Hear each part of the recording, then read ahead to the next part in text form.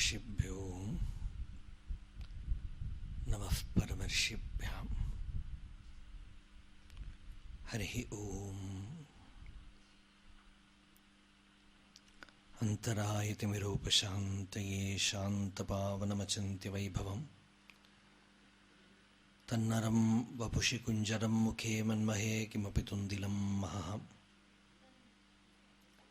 गुरुर्ब्रह्मा गुरुर्विष्णुः गुरुर्देवो महेश्वरः। गुरुः साक्षात् परं ब्रह्म तस्मै श्रीगुरवे नमः। ईश्वरो गुरुरात्मेति मूर्तिभेदविभागिने व्योमवद्व्याप्तदेहाय दक्षिणामूर्तये नमः। यस्यान्तन्नादिमध्यं न हि करचरणं नामगोत्रं न सूत्रं नो जातिर्नैव वर्णा न भवति पुरुषो नानपुंसं न च स्त्री नाकारं नो विकारं न हि जनिमरणं नास्ति पुण्यं न पापं तत्त्वं नो तत्त्वमेकं सहजसमरसं सद्गुरुं तं नमामि। सदाशिवसमारम्भां शङ्कराचार्यमध्यमाम् अस्मदाचार्यपर्यन्तां वन्दे गुरुपरम्पराम्। मौनव्याख्या प्रकटितपरब्रह्मतत्त्वं युवानं वर्षिष्ठान्तेव सदृशिगणैरावृतं ब्रह्मनिष्ठैः आचार्येन्द्रं करकलितचिन्मुद्रमानन्दमूर्तिं स्वात्मा रामं मुदितवदनं दक्षिणामूर्तिमीडे। वेदान्तार्थविभासकायेतये शान्ताय सन्न्यासिने नानावादिनगेन्द्रसङ्घपवये योगीन्द्रवन्द्याय च मोहध्वान्तदिवाकराय भगवत्पादाभिधां बिभ्रते तस्मै भाष्यकृते नमोऽस्तु सततं पूर्णाय बोधात्मने अपारसच्चित्सुखवारिराशेः यस्योर्मिमात्रं भुवनं समस्तं गुहाहितं तं रमणं गभीरं चिन्ताविहीनं हृदि चिन्तयामि। देहं मृण्मयवज्जडात्मकमहं बुद्धिर्न तस्यास्त्यतो नाहं तत्तदभावसुप्तिसमये सिद्धात्मसद्भावतः कोऽहं भावयुतः कुतो वरधियां दृष्ट्वात्मनिष्ठात्मनां सोऽहं स्फूर्तितया अरुणाचलशिवः पूर्णो विभाति स्वयं। करुणापूर्णसुधाब्धे कबलितघनविश्वरूप किरणावल्या अरुणाचलपरमात्मन् अरुणो भवचित्तकञ्जसुविकासाय त्वयि अरुणाचल सर्वं भूत्वा स्थित्वा प्रलीनमेतच्चित्रम् हृद्यहमित्यात्मतया नृत्यसि भोः ते वदन्ति हृदयं नाम अहमिति कुत आयातीत्यन्विष्यान्तः प्रविष्टयात्यमलधियाम् अवगम्य स्वं रूपं शाम्यत्यरुणाचलत्वयि नदीवाब्धौ त्यक्त्वा विषयं बाह्यं रुद्धप्राणेन रुद्धमनसान्तस्त्वां ध्यायन् पश्यति योगी दीधितिम् अरुणाचलत्वयि महीयं ते त्वय्यर्पितमनसा त्वां पश्यन् सर्वं तवाकृतितया सततं भजते अनन्यप्रीत्याम् स जयत्यरुणाचलत्वयि सुखे मग्नः। शोणप्रभं सोमकलावतंसं पाणिस्फुरत्पञ्जशरेक्षुचापं प्राणप्रियं नौमि पिनाकपाणेः कोणत्रयस्थं कुलदैवतं नः।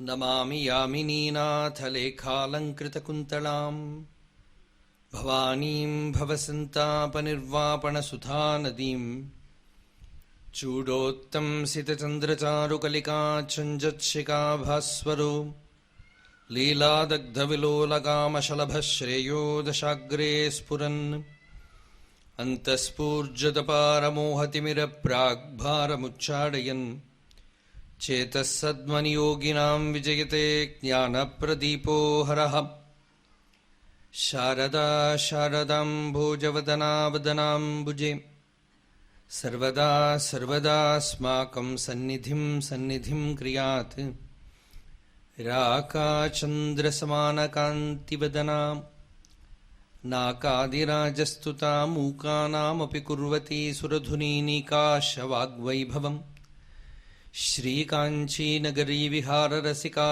शोकापहन्त्री सताम् एका पुण्यपरम्परा पशुपतेः आकारिणी राजते योऽन्तः प्रविश्य मम वाचमिमां प्रसुप्तां सञ्जीवयत्यखिलशक्तिधरस्वधाम्ना अन्यांश हस्तचरणश्रवणत्वगादीन् प्राणान्नमो भगवते पुरुषाय तुभ्यम्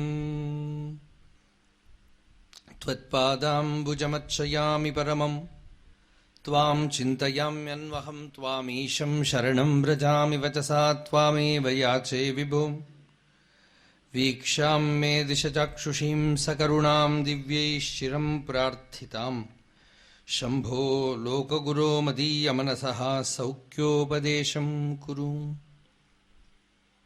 साधुसङ्गमसच्चास्त्रपरो भवसि रामचेत् तद्दिनैरेव नो मासैः प्राप्नोषि मां परां धियम् दिक्कालाद्यनवच्छिन्नानन्दचिन्मात्रमूर्तये स्वानुभूत्यैकमानाय नमः शान्ताय तेजसे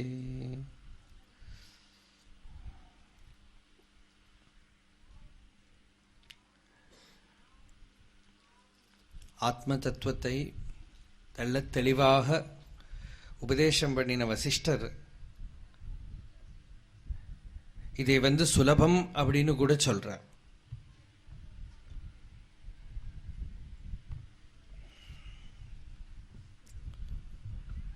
பகவான் கீதையில சொன்னார், ராஜவித்யா ராஜகுஹ்யம் பவித்ரம் இதமுத்தமம்.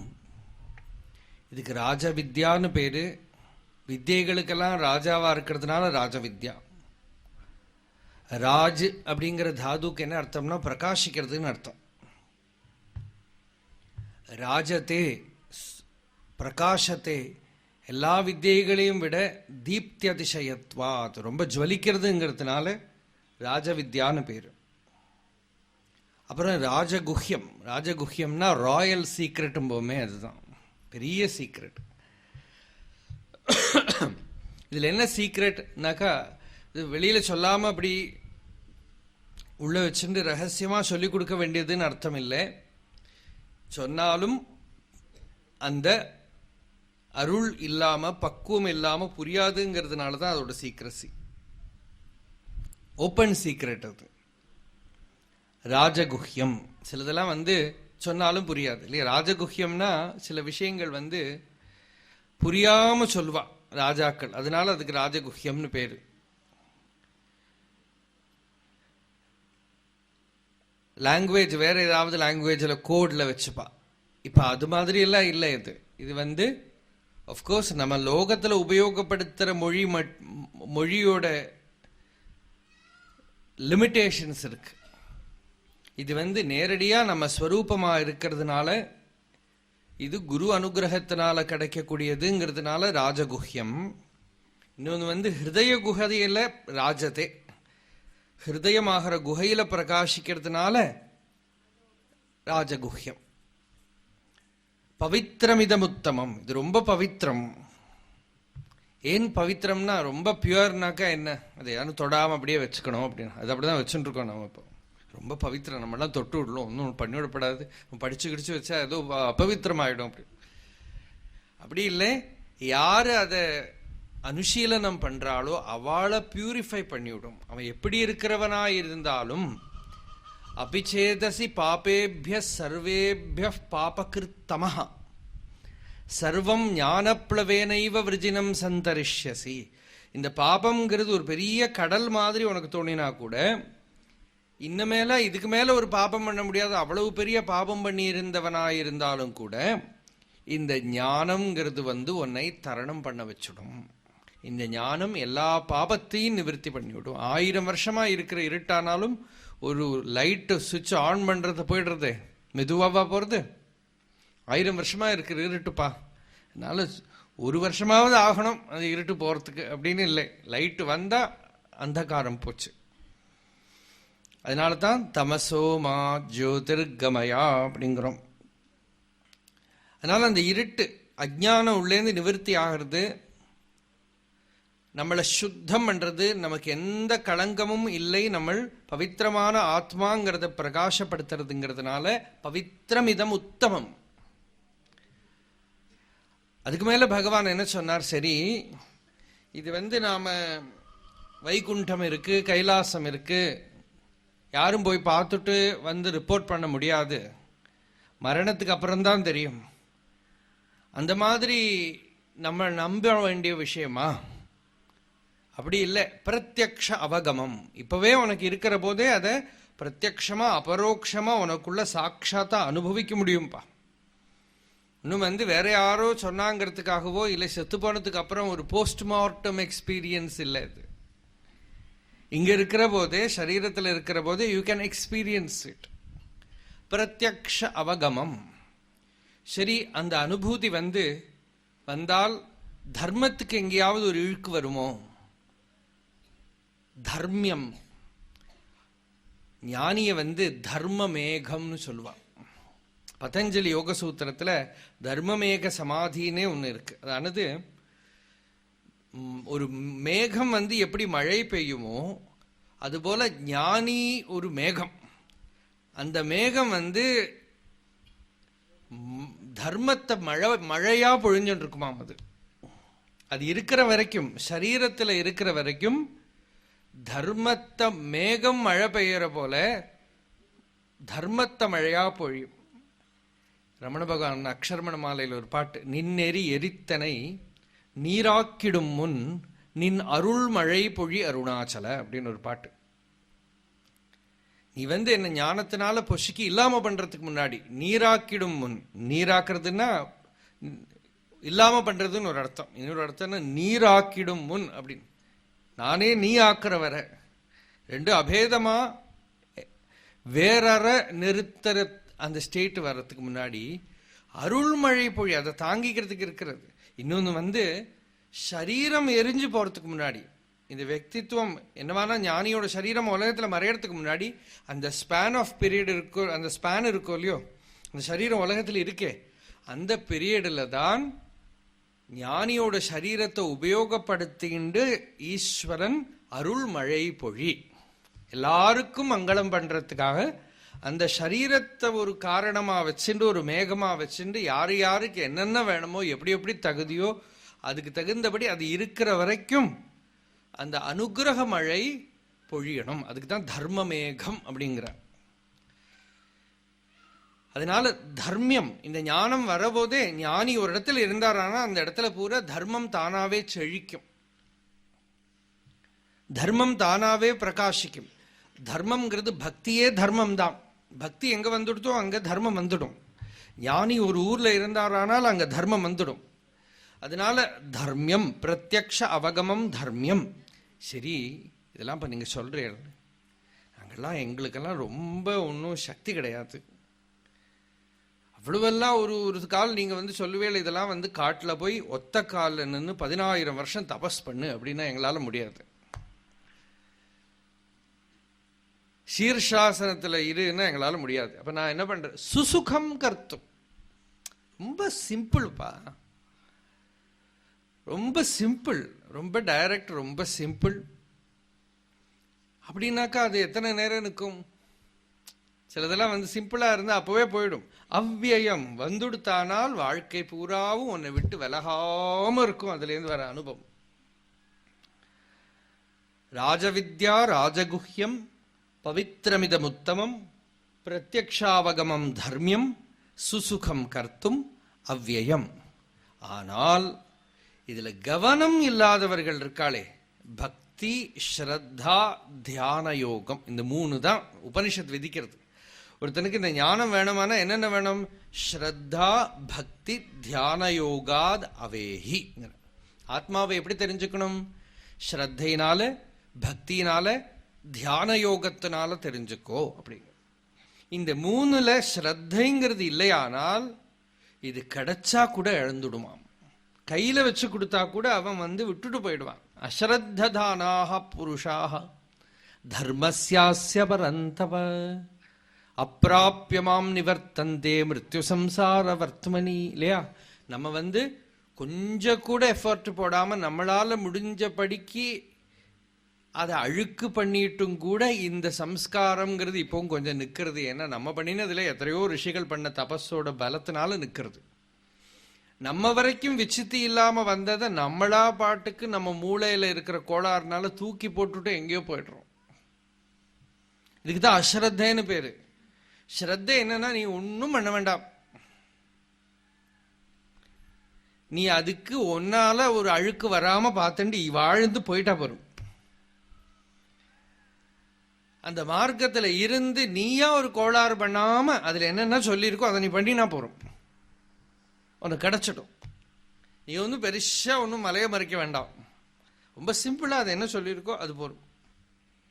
அதுக்குள்ள இருக்கிற காரியங்களை பண்ணிட்டு நீ இருந்தா போறோம், ரொம்ப சுலபமா கிடைச்சிடும். இந்த வித்யாங்கிறது, பிரம்ம வித்யாங்கிறது, அதுக்கு நான் என்ன பண்ணணும்? சத்சங்கத்தை எப்பப்ப கிடைக்குமோ நாடு, நல்ல சத் சாஸ்திரங்களை நமக்கு ரிஷிகள் கொடுத்திருக்கான். சாஸ்திரம் நமக்கு பிரமாணமா இருக்கு. அந்த சாஸ்திரங்களை படிக்கிறதே தபஸ் அப்படின்னு உபனிஷத்தே சொல்லி கொடுத்து. ஸ்வாத்யாய பிரவச்சனே ஏ வேதி நாகோ மௌத்கல்யா. ஸ்வாத்தியாயம் பிரவச்சனம் அப்படின்னா அதை அத்தியனம் பண்றது, அதை பரம்பரையில வரவாளுக்கு சொல்லி வைக்கிறதுங்கிறதே ஒரு தபஸ். எல்லா ரிஷிகளும் அந்த தபஸ் தான் பண்ணிட்டு இருந்தா. வால்மீகி என்ன பண்ணினார்? தபஸ்வாத்தியாய நிரதம். நாரதரும் அதுதான் பண்ணினார், வால்மீகி அதுதான் பண்ணார். அதை மனனம் பண்றது, அதை வாழறது, அதை பரம்பரைக்கு சொல்லி வைக்கிறது, அப்படியே ஒரு தபஸ். அப்படிதான் இத்தனை நம்ம வரைக்கும் அதை நிறுத்தின்னு வந்திருக்கான். அதனால சாது சங்கம சச்சாஸ்திர, சாதுக்கள் கிட்ட சங்கம் இருக்கணும். எங்கேயாவது உனக்கு ஒரு தர்மச்சுதி ஒன்று நழுவினானா உனக்கு வழிகாட்டுறவா இருக்கணும். உனக்கு ஏதாவது தர்ம விஷயத்துல சந்தேகம் வந்தா கேட்கறதுக்கு யாராவது முன்னால நடந்து போன மகான்கள் இருக்கணும். யார்கிட்டையாவது போய் கேட்டுவிட முடியாது. அதனால இது ரெண்டும் வச்சுக்கோ, கொஞ்ச நாள்லயே நீ சாட்சாத்காரத்தை அடைஞ்சிடுவேன் அப்படின்னா. இந்த மாதிரி ஒரு ஸ்லோகத்தை நேற்றுக்கு நாம பார்த்தோம். எல்லாத்தோடும் சாரம் இதுதான்ப்பா, இந்த ஞானத்தை அடையணும் அப்படி சொல்லி ஜீவன் முக்த லட்சணத்தை சொல்லின்னு வந்தார். ஜீவன் முக்தன்னா யாரு? ஜீவன் முக்தனை புரிஞ்சுக்கிறது ரொம்ப கஷ்டம். ஒரு தபஸ் பண்றவனை புரிஞ்சுன்னு விடலாம், ஒரு சாதகனை புரிஞ்சுன்னு விடலாம். எனக்கா சாதகனுக்கு முயற்சி இருக்கும், வைராக்கியம் இருக்கும், வெளிப்படையா எல்லாமே தெரியும். ஒரு கால் முக்த புருஷர்கிட்ட எதுவுமே சாதனை எதுவும் வெளியில பார்க்க முடியாது, வைராக்கியமும் பார்க்க முடியாது. எப்படி இருக்கோ அப்படி இருப்பான். அது அப்படி இருந்தாலும் ஒரு சூரியனை ஒரு குடத்துக்குள்ள மறைச்சு வச்சுக்க முடியாது இல்லையோ, அந்த மாதிரி நமக்கு தெரியும், வெளிப்படும். யதாஸ்திதமிதம் யஸ்ய வியவஹாரவதோபிச்ச அஸ்தம் கதம் ஸ்திதம் வியோம சஜீவன் முக்த உச்சதே. என்னென்ன விவகாரமோ அந்த விவகாரம் பண்ணிட்டு இருக்கிற பொழுதே யாரு ஆகாசம் போல இருக்கானோ, யாரோட உருவம் சிதாகாசமே உருவமாயிருக்கோ, அவனுக்கு உபாதியோட எந்த லிமிட்டேஷனும் இல்லையோ, அவனோட உபாதி எப்படி இருக்கு, லோகத்துல என்னென்னதோ என்ன விவகாரமோ அந்த விவகாரத்தை பண்ணிட்டு இருக்கு, என்ன தர்மமோ அந்த தர்மத்தை பண்ணிட்டு இருக்கு.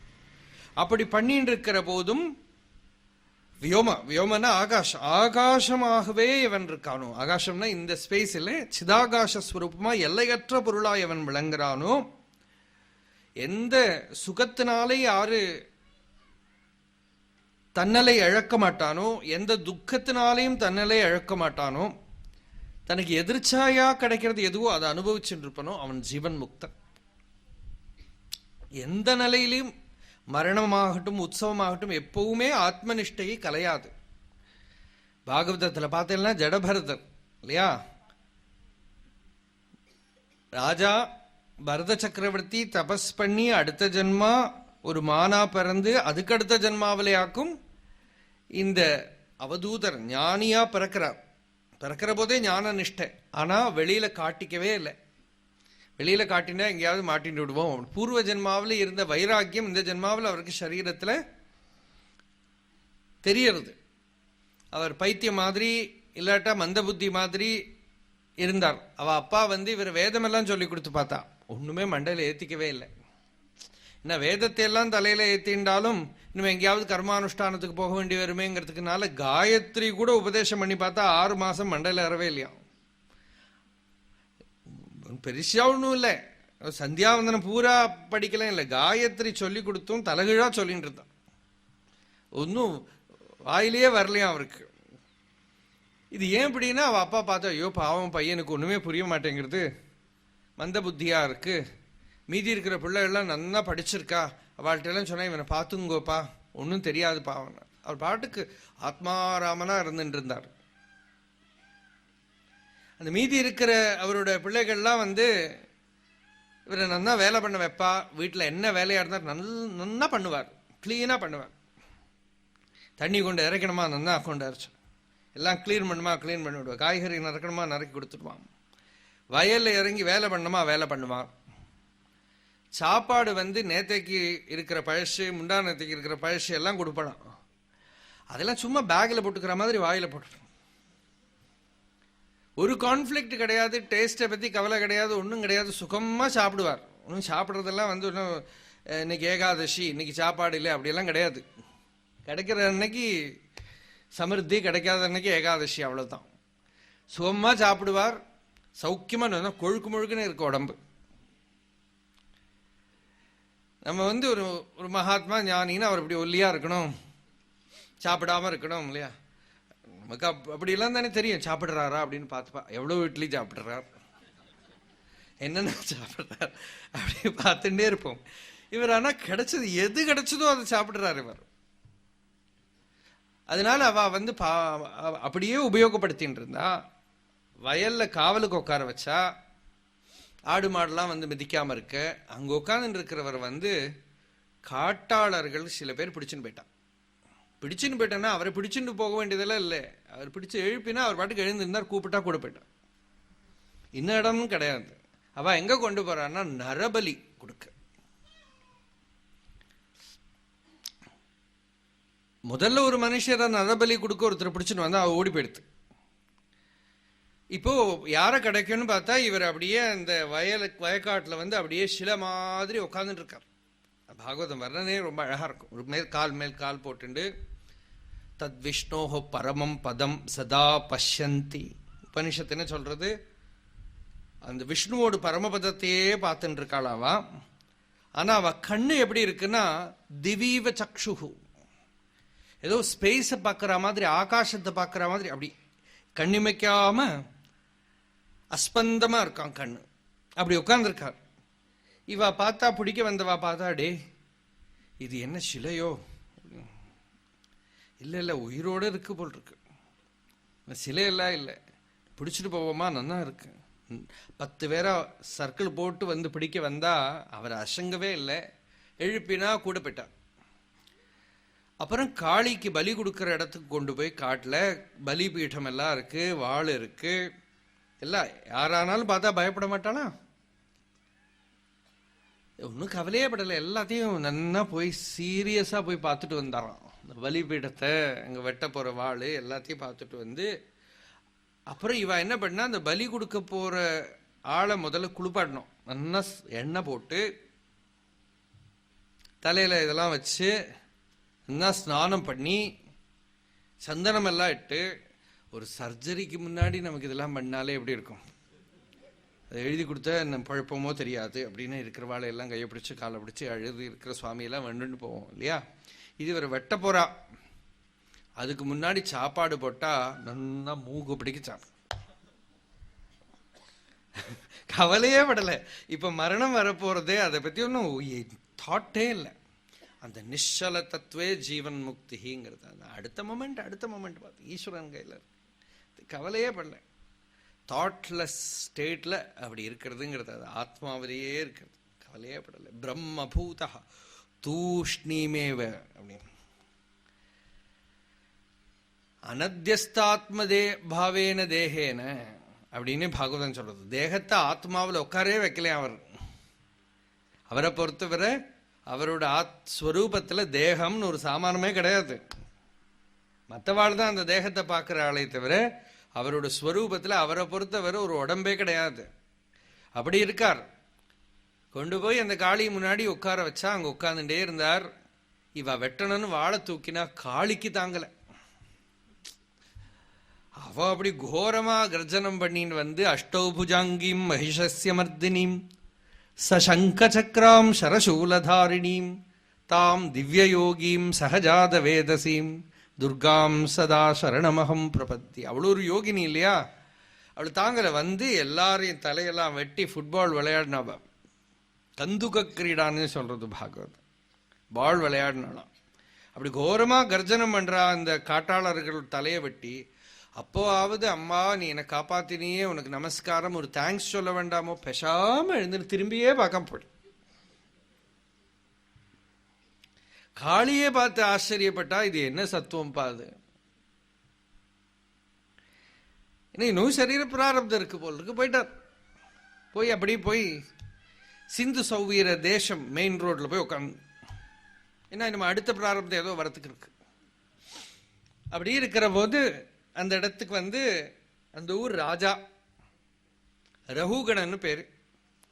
அந்த ரகுகணனை வந்து பல்லாக்கில் வச்சு தூக்கிட்டு வரா, மஞ்சத்துல தூக்கிட்டு வரா. நிறைய பேர் தூக்கிட்டு வருவா. நீங்க அந்த பல்லாக்கு பார்த்துருக்கீங்கன்னா தெரியும், பெரிய உலக்க இருக்கும். அதுக்கு மேல ஒரு பலகாலாம் போட்டு அதுக்குள்ள ராஜாக்கு உட்கார்றதுக்கு திறக்கலாம் மூடலாம். பெரியவாள்லாம் யாத்திரை பண்ணி இந்த மேனான்னு இருக்கும் இல்லையோ, அது கொஞ்சம் கூட பெருசா பல்லாக்குன்னு இருக்கும். ராஜா கொஞ்சம் கூட சௌரியமா இருக்கும். அதில் தூக்கிட்டு வரா இந்த ரகுகணன். ரகுகணன் எங்க போயிட்டு இருக்காருன்னா, நம்மளாம் கார் எடுத்துன்னு லக்சர் கேட்க போற மாதிரி அவர் வந்து கபிலர்கிட்டேருந்து உபதேசம் வாங்கறதுக்கு போயிட்டு இருக்கார். போற வழியிலையாக்கும் யாரோ ஒருத்தனுக்கு உடம்பு முடியல, வேற யாரையாவது கிடைக்குமான்னு பார்த்தா இவர் அங்க உட்கார்ந்து இருக்கார், ரெட்டியா வெயிட் பண்ணிட்டு. இவரை கூப்பிடலாம், நல்ல ஹெல்த்தியா இருக்கா, ராஜா தானே, யாரை வேணா ஆர்டர் பண்ணலாமே, பிடிச்சிட்டே இங்க வா அப்படின்னு கூப்பிட்டா. இவர் பார்த்தா பிராமணர்னு தெரியல. நான் எல்லாருமே பூணல் போட்டுப்பா. அது வேற பாகவதம் என்ன சொல்றதுன்னா, இவருக்கு பூணல் போட்ட அன்னைக்கு மாட்டி விட்ட நூலு தான். ஆவணி ஆவட்டம் மாத்திக்கிறது அதெல்லாம் கிடையாது. அது ஒரு நூல் இங்கே இழுத்துன்னு இருக்கு, இன்னொன்று இங்கே இழுத்துன்னு இருக்கு. உரு மஷினா அப்படிங்கிறது, அது கருகரு கண்ணகரேன்னு இருக்கான். அது நம்மள மாதிரி அப்படியே கிளீன் பண்ணி, சில பேர்லாம் நல்லா சோப்பு போட்டு கிளீன் பண்ணி வச்சுப்பா. அந்த மாதிரியெல்லாம் கிடையாது. அது பாட்டுக்கு இங்கே ஒரு நூல் தோங்கிட்டு இருக்கும். சன்னியாசியா இருந்தால் பூணல் இருக்காது, ஒரு காஷாய வஸ்திரம் ஏதாவது இருக்கும். அப்போ கொஞ்சம் கூட ஒரு ரெஸ்பெக்ட் இருக்கும் இல்லையா? இது இப்போ அதுவும் இல்லை. பிராமணரானா பிராமணர்னு தெரியல, பூணல்ல எல்லாரும் போட்டுப்பா. வைசியர்களுக்கும் உண்டு பூணல், சத்திரியனுக்கும் உண்டு. அதனால என்ன இதுல பட்டவன் தெரியல, சிகையும் கிடையாது. அப்படி ஒரு துண்டை கட்டின்னு இருக்கார். ஏதோ தபஸுனால இழைச்ச உடம்பானா நல்லா ஹெல்த்தியா இருக்கார். அப்படி உட்காந்துட்டு இருக்கார். அப்படிச்சு கூட்டின்னு வந்தா, இது தூக்கிறதுக்கு பல்லாக்கு கீழே வச்சா ஏதோ கொஞ்சம் மந்த புத்தி போல் இருக்கு, இருந்தாலும் பரவாயில்ல அட்ஜஸ்ட் பண்ணிக்கலாம்னு உள்ளது. தோளில் அந்த சிபிகையை வச்சா. இவர் பாட்டுக்கு பேசாம அப்படி போயிட்டே இருக்கார். வழியில கொஞ்சம் எறும்பு போறது. இவர் கவனம் பிரபஞ்சத்தை பூரா பார்த்துட்டு இருக்காரோ இல்லையோ. ராஜா வந்து சொஸ்தமா உள்ள உட்காந்து கபிலர்கிட்ட என்னென்ன கொஸ்டின் கேட்கணும். சில பேர் இந்த லெக்சர் கேட்கறதுக்கு முன்னாடி லிஸ்ட் போட்டுப்பா. அவர் அதுக்கப்புறம் அவரை படாது பாடுபடுத்தணுமோ இல்லையோ, டார்ச்சர் பண்ணமோ இல்லையோ, அந்த பேசினவரை என்னென்ன கொஸ்டின் கேட்கணும் எல்லாம் ப்ரிப்பேர் பண்ணிட்டு இருக்காரு உள்ள உட்காந்து. அது அப்படியே போயிட்டு இருக்கிற போது வழியில் அப்படி எறும்பு போறதா, அதை தாண்டி ஒரு குதி குதிச்சார். அதை மிதிக்காம இருக்கிறதுக்கு ஒரு குதி குதிச்சாரா, உள்ள இருக்கிற ராஜா மண்டை போய் மேல இருக்கிற உலகையில போய் இடிச்சது. டேய் யாருடா இப்படி பண்றீங்க அப்படின்னா, இப்ப பயம் வாழ்க்கை. சுவாமி நாங்க இல்லை சுவாமி, புதுசா ஒருத்தன் வந்திருக்கான், அவன் தான் இப்படிதான் தூக்குறான், என்ன சொன்னாலும் புரிய மாட்டேங்கிறது, ஸ்லோவா வர நடக்கிறான். எட்டி பார்த்தா உடம்பு முடியாத வயசானவரோ அப்படின்னு பார்த்தான் ரகுகணன். பார்த்தா நன்னா இருக்கார். அப்போ அவருக்கு கொஞ்சம் சினிசிசம், பெரிய மகான்களை வாழ கேலி பண்ணுறது, கிரிட்டிசைஸ் பண்ணுறது அதெல்லாம் வருமோ இல்லையோ. அப்படி பார்த்துட்டு, ஓ ரொம்ப இழைச்ச உடம்பு, வயசு ஆயிடுத்து, நடக்க முடியலையாக்கும். ஓ பிராத்தா அப்படின்னு கூப்பிடுறார், சகோதரா அப்படின்னு கூப்பிடுறார். ரொம்ப முடியலை அவனுக்கு போல் இருக்கு. என்ன சொன்னாலும் தன்னை சொல்றாருன்னு கண்டுக்கவே இல்லை. நீ ஏன் இப்படி தூக்கி நடக்கிற? நான் ராஜா தெரியுமா? ராஜா சாசனத்தை சரியா அனுசரிக்கலைன்னா என்ன சிக்ஷை கிடைக்கும் தெரியுமா அப்படின்னு திட்டுறார். அப்பவும் காதுல போட்டுக்கல. நீ என்ன ஜீவச்சவமா? நான் சொல்றது கேட்கவே மாட்டேங்கிற. உனக்கு எங்கிட்டேருந்து உனக்கு தண்டம் கிடைச்சா தான் உனக்கு பாடம் வரும் இப்படின்னு ரொம்ப பேச ஆரம்பிச்சுட்டார். அது ஏதோ பூர்வ சம்பந்தமோ என்னவோ, இப்படியே சிபிகையை தூக்கின்னு இருக்கிறவர் அப்படி தலையை தூக்கி ஒரு பார்வை பார்த்தார். அவ்வளவுதான். அந்த லைஃப்ல பெர்ஹாப்ஸ் முதல் தடவை யாரையோ ஒருத்தரை பார்த்தார். அவர் பார்த்ததே இல்லை. அப்படி தலையை தூக்கி அப்படி ஒரு பார்வை பார்த்தார். அந்த பார்வையே ராஜா சுருங்கி போயிட்டார். அப்புறம் சொல்றார், ஹே ராஜன், எனக்கு சரீரமே இல்லை, நான் யாரையும் தூக்கல. நான் இல்லாத ஒரு இடம் இருந்தா தானே ஒரு இடத்துல இருந்து ஒரு இடத்துக்கு போறதுக்கு. எனக்கு உடம்புன்னு ஒன்று இருந்தா தானே இந்த உடம்பை வச்சுட்டு நான் இங்கேருந்து இங்கே சஞ்சாரம் பண்றதுக்கு. நான் பிறக்கவும் இல்லை, எனக்கு மரணமும் கிடையாது. தேகேன ஜாதஸ்ய ஹிமேன சந்தி ஜீவன் மிருதத்வம் நியமேன ராஜன். ஏ ராஜன், நீ ஜீவச்சவமா கேட்டியா? இந்த சரீரம் சவம், அதுக்கு சைதன்யத்தோட உணர்வு கிடையாது. சைதன்யம் நித்திய சுத்தமா இருக்கு, அதுக்கு சரீரத்தை தெரியாது. பசி, தாகம், காமம், கோபம், தூக்கம், இந்த மாதிரி தோஷங்கள் எல்லாம் சரீரத்துக்கு, பிராணனுக்கு, மனசுக்கெல்லாம் உண்டு, எனக்கு கிடையாது.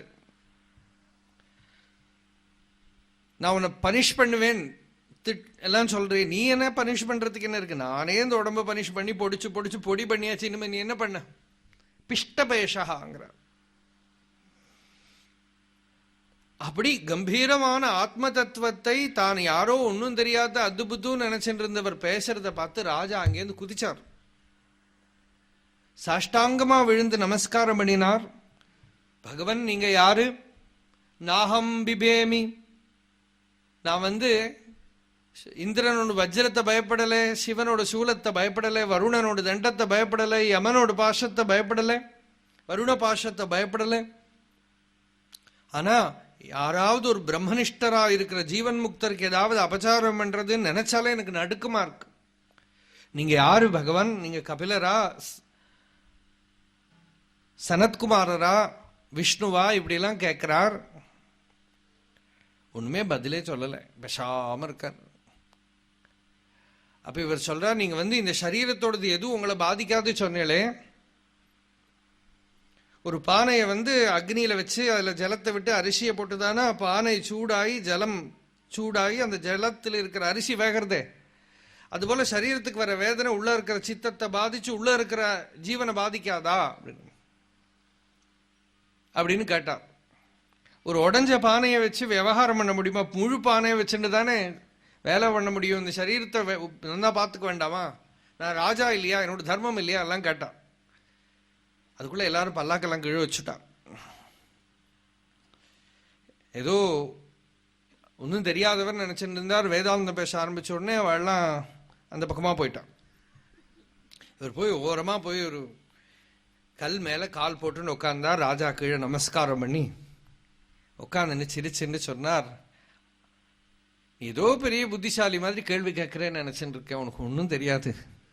அகோவித கோவிதவாதவாதான் வதஸ்யதோ நாதிவிதாம் வரிஷ்டா ந சூரையோ ஹி வியவஹாரமேனம் தத்வாவமர்ஷேன சகாமனந்தி. ஞானிகள் இந்த விவகாரத்தை தத்துவ ஞானத்தை கூட மிக்ஸ் பண்ணவே மாட்டாப்பா. This விவகாரம் இஸ் பேஸ்ட் ஆன் ignorance. இது அஜ்ஞானத்தோட சந்ததி தான். இது வெறும் சொப்பனம்தான். இதை பரமார்த்தம் நினைச்சுட்டு இருக்கிறவன் ஏமாந்து போயிடுவான். இந்த சரீரம்ங்கிறது க்ஷேத்திரம், இதுக்குள்ள சைத்தன்யமா இருக்கிறது க்ஷேத்ரஜன். அந்த க்ஷேத்ரஜன் தான் ஆத்மா, க்ஷேத்ரஜன் தான் வாசுதேவன். அந்த க்ஷேத்ரஜனா இருக்கிற பகவான ஆத்மஸ்வரூபத்தை யாரு தெரிஞ்சுக்கிறானோ அவன் இங்கேயே பூர்ணத்துவத்தை அடையறான். ராஜா கேட்டார், எப்படி தெரிஞ்சுக்க முடியும்? எந்த விதத்துல தெரிஞ்சுக்க முடியும்? நீங்க எனக்கு உபதேசம் பண்றதுக்காகவே இந்த உடம்புல வந்திருக்கீங்களே, எனக்கு சொல்லுங்கோ, எந்த விதத்தில் தெரிஞ்சுக்க முடியும்? அப்பா, நீ இப்ப போற லெக்சர் கேட்கறதுக்குன்னு போறியே, இந்த மாதிரி போய் உன்னோட ஈகோவை நல்லா ப்ரொடெக்ட் பண்ணிட்டு அங்கேயும் போய் எல்லாம் ரெடிமேட் அரேஞ்ச்மெண்ட்ஸ் எல்லாம் பண்ணி வச்சுட்டு அவரும் அங்கே உட்காந்துன்னு உங்களுக்கு சொல்லிக் கொடுப்பார். அந்த கிளாஸ் மாதிரி படிச்சுட்டு வந்தாலாம் ஒன்றும் ஆகாது. மகாபுருஷாலோட பாதரஜஸ் எடுத்து அபிஷேகம் பண்ணிக்கோங்க.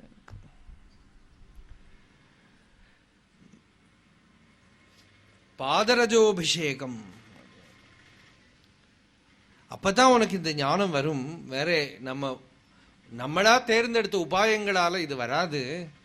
அப்படின்னா எப்படியோ ஒரு மகான் கிட்ட, ஞானி கிட்ட சரணாகதி பிரபத்தி பண்ணணும். இந்த ஈகோ எங்கேயோ இடத்துல போய் அடங்கணும். அப்பதான் அந்த ஆத்மானுபூதி வரும் அப்படின்னு உபதேசம் பண்றார். அப்படி ராஜாக்கு உள்ள பிரகாசம் வருது. இவரோட பூர்வ சரீரத்தெல்லாம் சொல்றார். இதெல்லாம் ஒரு கதை. இப்ப நமக்கு ஜடபரதோபாக்கியானம் விஷயம் இல்லாட்டாலும் எடுத்துட்டேன். என்னக்கா, ஜீவன் முக்தர்களை பார்த்தா ஒன்னும் கண்டுபிடிச்சுக்க முடியாது. அவ எப்படி இருப்பான்னு சொல்ல முடியாது. வெளிப்படையா பார்த்தா ஜட அந்த பதிர மூக்காகிருதி. ஒரு சமயம் இந்த மாதிரி ஜடபரதர மாதிரி மந்த புத்தி மாதிரி இருக்கலாம். ஆனா எல்லா மந்த புத்திகளும் பார்த்து ஞானிகளும் சொல்லிவிட முடியாது. சில ஞானிகள் மந்த புத்திகள் மாதிரி இருக்கலாம், சில ஞானிகள் பைத்தியம் மாதிரி இருக்கலாம். ஆனா பைத்தியம் எல்லாம் ஞானின்னு சொல்லப்படாது. சில ஞானிகள் செவிடன மாதிரி எதுவும் காதல போட்டுக்காம இருக்கலாம். சில பேர் விவகாரத்தில் இருக்கலாம். எப்படி இருப்பான்னு கண்டுபிடிச்சு நமக்கு இப்படி அப்படின்னு அவளுக்கு ஒரு நியமம் பண்ண முடியாது. அவளுக்கு லட்சணம் என்ன? எல்லாத்துக்கும் நடுவில் இருந்தாலும் ராகத்வேஷபயாதீனாம் அனுரூபம் சரன்னபி. ராகம், துவேஷம், பயம் இதுக்கு நடுவில் எல்லாம் சாதாரணமா அவா பிராரப்தம் எப்படியோ அப்படி இருக்கிற போதும் உள்ள ஆகாசம் எப்படி எதுனாலையும் ஒட்டாதோ, எந்த களங்கமும் ஆகாசத்தை எப்படி பாதிக்காதோ அப்படி யோ அந்தர்வியோமவத் அத்தியச்சா சஜீவன் முக்த உச்சதே. உள்ள அந்த வியோமம் மாதிரி ஆகாசம் போல எதுனாலையும் பாதிக்கப்படாம இருக்கிறவன் ஜீவன் முக்தனப்பா.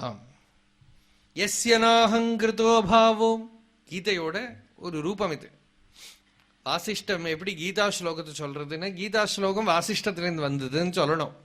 ஏன்னா முன்னாடியே வந்துருத்தோ இல்லையோ.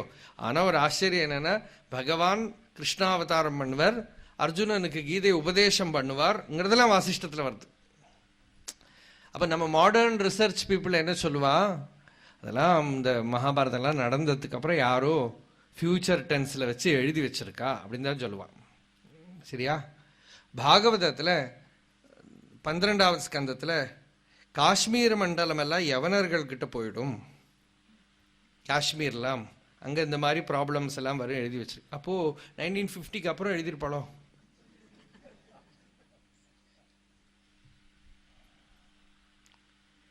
நிறைய க்ஷேத்திரங்கள், ஆசிரமங்கள் எல்லாம் யவனர்கள் நிறைஞ்சுடுவா அப்படி எழுதியிருக்கு. அப்போ இதெல்லாம் 1950க்கு அப்புறம் எழுதியிருப்பாளோ. அவளோட சர்வஜத்துவத்தை ஒத்துண்டு தான் ஆகணும். பாஸ்ட் ஃபியூச்சர் எல்லாமே ஞானிக்கு முன்னால வேணமானால் சியாதீஸ்வரத்துவம். எப்பவும் அவளுக்கு ஒன்றும் அதோட தேவையில்லை. அந்த சக்தி வேணமானா அதை ரிவீல் பண்ண முடியும். அப்போ அந்த ஜீவன் முக்தர் எப்படி இருக்கார்? யஸ்யனாஹங்கிருதோ பாவோ யஸ்ய புத்திர்ன லிப்யதே. யாருக்கு நான் பண்றேங்கிற நினைப்பு இல்லையோ, யாரோட புத்தி எதுலையும் ஒட்டிக்கலையோ, அவன் பண்ணினாலும் சரி பண்ணாட்டாலும் சரி அவன் ஜீவன் முக்தன் தான். என்ன விவகாரம் பண்ணினாலும் சரி, எந்த விவகாரம் பண்ணாம ஒரு குகையில உட்கார்ந்து இருந்தாலும் சரி, அவனுடைய இருப்பே உலகத்துக்கு அனுகிரகம். குர்வதோ அகுர்வதோ வாபி ச ஜீவன் முக்த உச்யதே. விவேகானந்தர் சொன்னார், ஒரு மகாத்மா ஒரு குகையில இருந்து குகையோட துவாரத்தை ஒரு பெரிய கல்லால மூடி அதுக்குள்ளேயே இருந்து சரீரத்தை விட்டா கூட அவரோட ஞான நிலையானது அந்த it will penetrate the very rocks and pervade in the world. அது எங்க வேணா பரவி எல்லாருக்கும் அனுகிரகம் பண்ணும். ஒரு குகையில இருந்தா விவகாரம் பண்ணாமே இருக்கலாம், என்ன விவகாரம் வேணா பண்ணலாம். நாராயணத்து பிராந்தன் கேரளத்துல ஒரு ஜீவன் முக்தர் இருந்தார். அவர் பிராந்தன்னா பைத்தியம். நாராயணத்துங்கிறது அந்த குலநாமமோ ஊர் நாமமோ ஏதோ. அவர் என்ன பண்ணுவார், காத்தால ஆனா ஒரு பெரிய பாறாங்கல்ல உருட்டி உருட்டி ஒரு மலை இருக்கு, அந்த மலை மேலே ஏற்றுவார். டெய்லி இதுதான் வேலை. அங்க கொண்டு அந்த கல்லை வெப்பாரான்னு பார்த்தா சாயந்தரம் ஆச்சுன்னா அதை தள்ளி கீழே போடுவார். அந்த கல் அப்படியே உருண்டு உருண்டு கீழே வந்து ஒரு குளத்துல வந்து விழும்னு விழும். ஏய், எதுக்கு இவ்வளவு கஷ்டப்பட்டு மேலே ஏத்துற? அது ஏத்துறவருக்கு ஒரு கால் வர இந்த ஆனக்கால் அதை வச்சுட்டு வேணும் பண்றதுக்கு. இது தினமும் பண்ணுவார். சரி, அந்த கல் மேலேயே வச்சா பரவாயில்ல, சாயந்தரம் தள்ளி கீழே போட்டுருவார். ஒருத்தர் கேட்டார், அவ அண்ணாவே கேட்டார், பெரிய அக்னிஹோத்திரி, ஏய் எதுக்கு நீ மேலே ஏத்துற? கீழே தள்ளி போடுறதுக்கு. இதுதான் உன்னை பைத்தியன்னு சொல்றது. கீழே தள்ளி போடுறதுல உனக்கு அது இப்படி போய் கீழே விழுற போது எவ்வளவு அழகா இருக்கு பார்த்தியா? இது மேல கொண்டு வரலைன்னா பார்க்க முடியுமா? இதான் நீ பைத்தியம். இதுக்கு நான் பைத்தியமானா நீங்க எல்லாம் பைத்தியம் தான். கொஞ்ச நேரத்தில் இருக்கிற சுகத்துக்கு தானே வாழ்க்கை பூரா கஷ்டப்படுறேன். நானும் அதை தான் பண்றேன். கல்லை தூக்கி தூக்கின்னு மேலே போக வேண்டியது கீழே தள்ளிவிட. அது பிராரப்த லைஃபை எப்படியோ கழிக்கணும், அவ்வளவுதான். ஏதோ விதத்துல பிராரப்தம் து இக புஜ்யதாம். ஏதோ விதத்துல அவளுக்கு என்ன பிராரப்தம் இருக்கோ அதை ஏதோ பண்ணி தீர்த்து விட்டுது. அவர் அது பண்ணிட்டு இருந்தார். எங்க நெருப்பு பார்த்ததோ எங்கேயாவது ஒரு அரிசி பிக்ஷை வாங்கிட்டு வருவார். எங்க அக்னி பார்த்ததோ அங்கேயே வச்சு சாப்பிடுவார். ஒரு நாளைக்கு ஸ்மசானத்துல தான் அக்னி கிடைச்சது. ஒரு சவம் எரிஞ்சுட்டு இருக்கு, அதுக்கு மேல பானையை வச்சார், தண்ணியை விட்டார், சமையல் பண்ணார், சாப்பிட்டார். அங்கேயே படுத்துட்டா ஸ்மசானத்துல ஆடக்கூடிய சுடலபத்ரகாளி அவ ஒரு பெரிய குரூப் பூதகணங்களோட அந்த ஸ்மசானத்துக்கு வரா. அவளுக்கு கொஞ்சம் வெக்கம். மனுஷன் படுத்துன்னு இருக்கிறத ஆட முடியாத வாழால. நம்மள மாதிரி இல்லையேவா, நம்மளாம் ராத்திரி ஆடுறதுக்கு யாரு என்ன இருந்தாலும் பரவாயில்ல. இந்த ராத்திரி டான்ஸுங்கிறது அவளோட சம்ஸ்காரம். ஆனா அவளுக்கு கொஞ்சம் வெக்கம் இருக்கு, நமக்கு அது இல்லை. அவ்வளவுதான் இப்போ இருக்கிற கல்ச்சர் வித்தியாசம். அந்த காளி எல்லா பூதகணங்களோட டான்ஸுக்கு வந்தா இவரை பார்த்தா, இவரை எழுப்பி எழுப்பி பார்த்தா இவர் சுகமா தூங்குறார். முன்னால வந்து கர்ஜனம் பண்ணினா காதை குடைஞ்சு திரும்பி படுத்துன்னு விட்டார். அப்புறம் எழுப்பி சொன்னா, இந்த மாதிரி இங்க படுத்துக்கப்படாது. ஏன்? எங்களுக்கு டான்ஸ் ஆடுவீங்கோ. நான் ஒன்றும் கம்ப்ளைண்டே பண்ணலையே, நான் உட்காந்து பார்க்கணுமா? முடிஞ்சா பார்க்குறேன், தூக்கம் வர வர பார்க்குறேன். அது இல்லை, நீ பார்க்கக்கூடாது. சரி, இந்த பக்கம் திரும்பி படுத்துட்டு விட்றேன். இல்லை, மனுஷால் இருக்கிற இடத்துல எங்களால் ஆட முடியாது. அது உங்க ப்ராப்ளம். எங்க வேணா ஆடுங்க, நான் ஒன்றும் உங்களை இங்கே ஆடுங்கோ பர்ஃபார்மன்ஸுக்கெல்லாம் கூப்பிடவே இல்லையே. அது இல்லைப்பா, எங்களுக்கு இந்த ஸ்மசானத்துல தான் ஆடி ஆகணும். ஆடுங்கோ, நீ இங்க படுத்துக்க கூடாது. அதெல்லாம் முடியாதுமா, எனக்கு ஒரு பிரின்சிபல் இருக்கு. எங்க அக்னி கண்டதோ அங்க சமையல் பண்றது, அங்கேயே சாப்பிடுறது, அங்கேயே படுத்துக்க. அந்த டிசிப்ளின்லாம் மாற்ற முடியாது. ஒரு பெரிய ஒரு நிஷ்டை வச்சுட்டா அது அவ்வளவுதான். ஆளி சொன்னா, அப்பா இது என்னப்பா இப்படி ஒரு நிஷ்டை? சவத்து மேலேயா சமையல் பண்றது? ஏதோ ஒரு விறகு, அவ்வளவுதான். சவமோ ஏதோ ஆகட்டுமே, சாப்பாடுலாம் நல்லா தான் இருக்கு. இல்ல, காளி வந்து உன்னை நான் பயப்படுத்துவேன் அப்படின்னு அந்த பூதங்கள்லாம் வந்து. பயப்படுத்துறது உங்க வேலை. பயப்படணுமா வேண்டாமா நான் தானே பார்க்கணும். ரெண்டு இருந்தா தானே பயப்பட முடியும். நான் யாரு தெரியுமா சொன்னா தானே தெரியும். நான் பத்ரகாளி. ஓ, என் அண்ணா சொல்லுவா, குஞ்சுசுவாமி சொல்லுவாரா, தமிழ கொஞ்சம் தமிழ்ல இந்த பா எல்லாம் பாவாயிடுமோ இல்லையோ, அப்போ வந்து நான் தான் பத்திரகாளி அப்படின்னு. இவர் வந்து, நீ பத்திரகாளியா இருந்தால் நான் 11 காளி அப்படின்னு.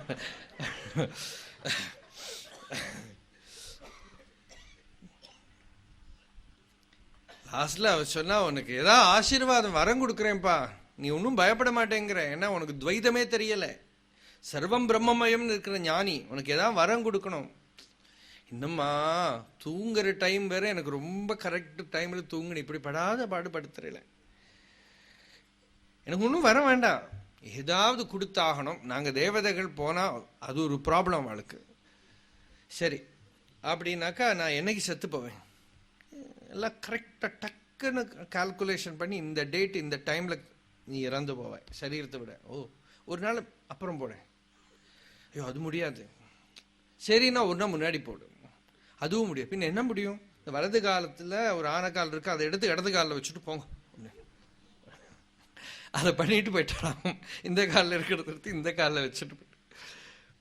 அப்படி அவர் பார்த்தேன்னா பைத்தியம் மாதிரி சுத்தின்னு இருந்த ஒரு அவதூதர். இவாள மாதிரி தான் ஞானிகள் இருப்பான்னு நினைச்சுக்கப்படாது. சில பேர்லாம் என்ன பண்ணுவான்னா பாகவதம் எல்லாம் சொன்னா ஆமாம்மா ஞானம் எல்லாம் சொல்லலாம், ஜடபரதர் மாதிரி இருக்க முடியுமா? ரமண பகவான் கிட்டே கேட்டான், உங்களை மாதிரி இல்லையே, சில பேர்லாம் ஞானிகள்ங்கிறா, உங்களை மாதிரி இப்படி எதுவும் பண்ணாமல் இப்படி இல்லையே. ஞானின்னா இப்படி தான் இருக்கணுமோ அப்படின்னு கேட்டார் பகவான். ஞானின்னா என்ன இப்படி கோமணம் கட்டிண்டு என்ன குகையில் உட்காந்துக்கணுமோ, மலை மேல உட்காந்துக்கணுமோ அப்படியெல்லாம் கேட்கறது. நீ ஞானினா எதுவும் பண்ணப்படாதுன்னு சொன்னா எவ்வளவோ ஞானிகள் என்னெல்லாமோ விவகாரம் பண்ணினவாள்லாம் அஜ்ஞானிகளா போயிடுவா. எல்லாத்துக்கும் மேல ஈஸ்வரன் பெரிய அஜ்ஞானியா போயிடுவான். ஏன்னா யாரு நிரந்தரம் எல்லா விவகாரத்துக்கும் காரணமா இருக்கானோ அந்த ஈஸ்வரனே அஜ்ஞானியா போயிடுவான்ப்பா.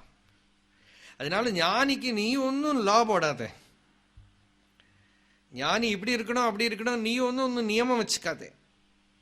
ஜனகனும் இருந்தார், சக்கரவர்த்தியா இருந்த ஜனகனும் ஞானியா இருந்தார், ராஜாவா இருந்துண்டு ஞானியா இருந்தார். உபனிஷத்துல நிறைய ராஜாக்கள்லாம் ஞானிகளா இருந்தா, யாக்ஞவல்கியர் ஞானியா இருந்தார், பெண்கள்லாம் ஸ்திரீகள்லாம் ஞானிகளா இருந்தா, கார்கி மைத்ரேயிக்கு ஞானத்தை உபதேசம் பண்ணினார். அதனால ஞானிகள்ங்கிறது இப்படிதான் இருக்கணும், இந்த விதத்துல தான் இருப்பான்னு சொல்ல முடியாது. சாதாரண கிரகஸ்த ஸ்திரீகளா இருந்து ஞானிகளா இருந்திருக்காம். ஞானம்ங்கிறது இவ்வளவுதான். யாருக்கு முமுட்சுத்துவம் இருக்கோ கேட்டு தெரிஞ்சுட்டாலோ மனனம் பண்ணி நிதித்தியாசனம் பண்ணி சாட்சாத்காரம் பண்ண ஆச்சு, முடிஞ்சு போச்சு. அதுக்கு யோக்கியதை இருக்கிறவன் அந்த ஞான நிஷ்டையை அடைய முடியும். அதனால அந்த ஞானிகள் பல விதத்துல இருந்திருக்கான். அவளுக்கு என்ன லட்சணம்னா அகங்காரம் இல்லை, நான் பண்றேங்கிற நினைப்பில்லை, அவ புத்தி எதிலையும் ஒட்டலை, அவ என்ன பண்ணினாலும் பண்ணாட்டாலும் அவ ஜீவன் முக்தர்கள் தான். குர்வத்தோ அகுர்வத்தோவாபி ச ஜீவன் முக்த உச்சியதே. ஒரு நியமம் பண்ண முடியாது. அவளால லோகத்துக்கு எந்த விதத்தில் இருக்கிற கஷ்டமும் வராது. லோகம் அவளுக்கு என்ன கஷ்டம் கொடுத்தாலும் பிரசாந்தமா இருப்பான். எந்த கஷ்டத்தினாலையும் அவளொன்னும் அவளோட அனுபவ ஞானத்தை பாதிக்க முடியாது. ஹர்ஷம் அமர்ஷம் பயம் இது எதுவும் அவளை பாதிக்காது. சாந்த சம்சார கல்லோலகம் கலாவான் அபி நிஷ்கலஹ யஸ சசிந்தோபி நிಶ್ಚಿந்தஹ சஜீவன் முக்த உச்யதே. அற்புதமான ஸ்லோகம். சாந்த சம்சார கல்லோலஹ, சம்சாரத்தோட கல்லோலம். கல்லோலம்னா கேக்கஃபோனி, கன்ஃபியூஷன், அதோட சத்தம், அதெல்லாம் அவருக்குள்ள சாந்தம் எடுத்தோம். சாந்த சம்சார கல்லோலஹ கலாவான். அவருக்கு கை காலு கண்ணு மூக்கு நமக்கு இருக்கிற இந்திரியங்கள் எல்லாம் அவருக்கும் இருக்கு, மனசு எல்லாம் தெரியறது. ஆனா அவருக்கு ஒரு கலையும் இல்லை, எல்லாம் தெரியறதே தவிர அவரோட ஸ்வரூபத்துல கலாவான் அபி நிஷ்கலஹா எஸ் சச்சிந்தோபி. அவர் சிந்தையெல்லாம் பண்ற மாதிரி உங்களுக்கு தோணும், அவர் சிலப்போ டென்ஷன் அடிச்சுக்கிற மாதிரி எல்லாம் தோணும். நிಶ್ಚಿந்தஹா, எல்லா சிந்தைகளும் இருக்கிற போதும் சினிமா என்ன நடந்தாலும் ஸ்கிரீன்ல ஒரு ஸ்கிராட்ச் கூட இருக்காது. செகண்ட் வேர்ல்டு வார் பிலிம் பார்த்தது நோட்டு ஸ்கிரீனா கிழிஞ்சு போறது. ஸ்கிரீன்ல ஒரே அடியா ஃப்ளட் சுனாமி ஸ்கிரீன்ல பார்த்தோம், ஸ்கிரீன் நனைஞ்சிருக்குமோ? ஸ்கிரீன்ல ஒண்ணுமே இல்லை. அந்த மாதிரி ஸ்வரூப ஞானத்தை அடைஞ்சவனுக்கு என்ன விவகார சிந்தை இருந்தாலும் நிಶ್ಚಿந்தனாவே இருக்கான். எஸ் சமஸ்தார்த்த ஜாதேஷு வியவஹார்யபி சீதளஹாம் பரார்த்தேஷ்விவ பூர்ணாத்மா ச ஜீவன் முக்த உச்சதே. எல்லா விஷயங்களையும் விவகாரங்களையும் இன்வால்வ் பண்ணிட்டு பூந்துட்டு வேலை பண்றான். சாதகன மாதிரி விட்டெல்லாம் நிக்கல, இல்ல விவகாரம் பண்ணாம அப்படி நிக்கல. சமஸ்தார்த்த ஜாலேஷு விவகாரி, அதுக்குள்ள பூந்து விவகாரம் பண்ணினாலும் சீதளா, ஆல்வேஸ் இன் ரெஸ்ட், கூலா இருக்காராம், சித்தம் குளிர்ந்து இருக்கார்.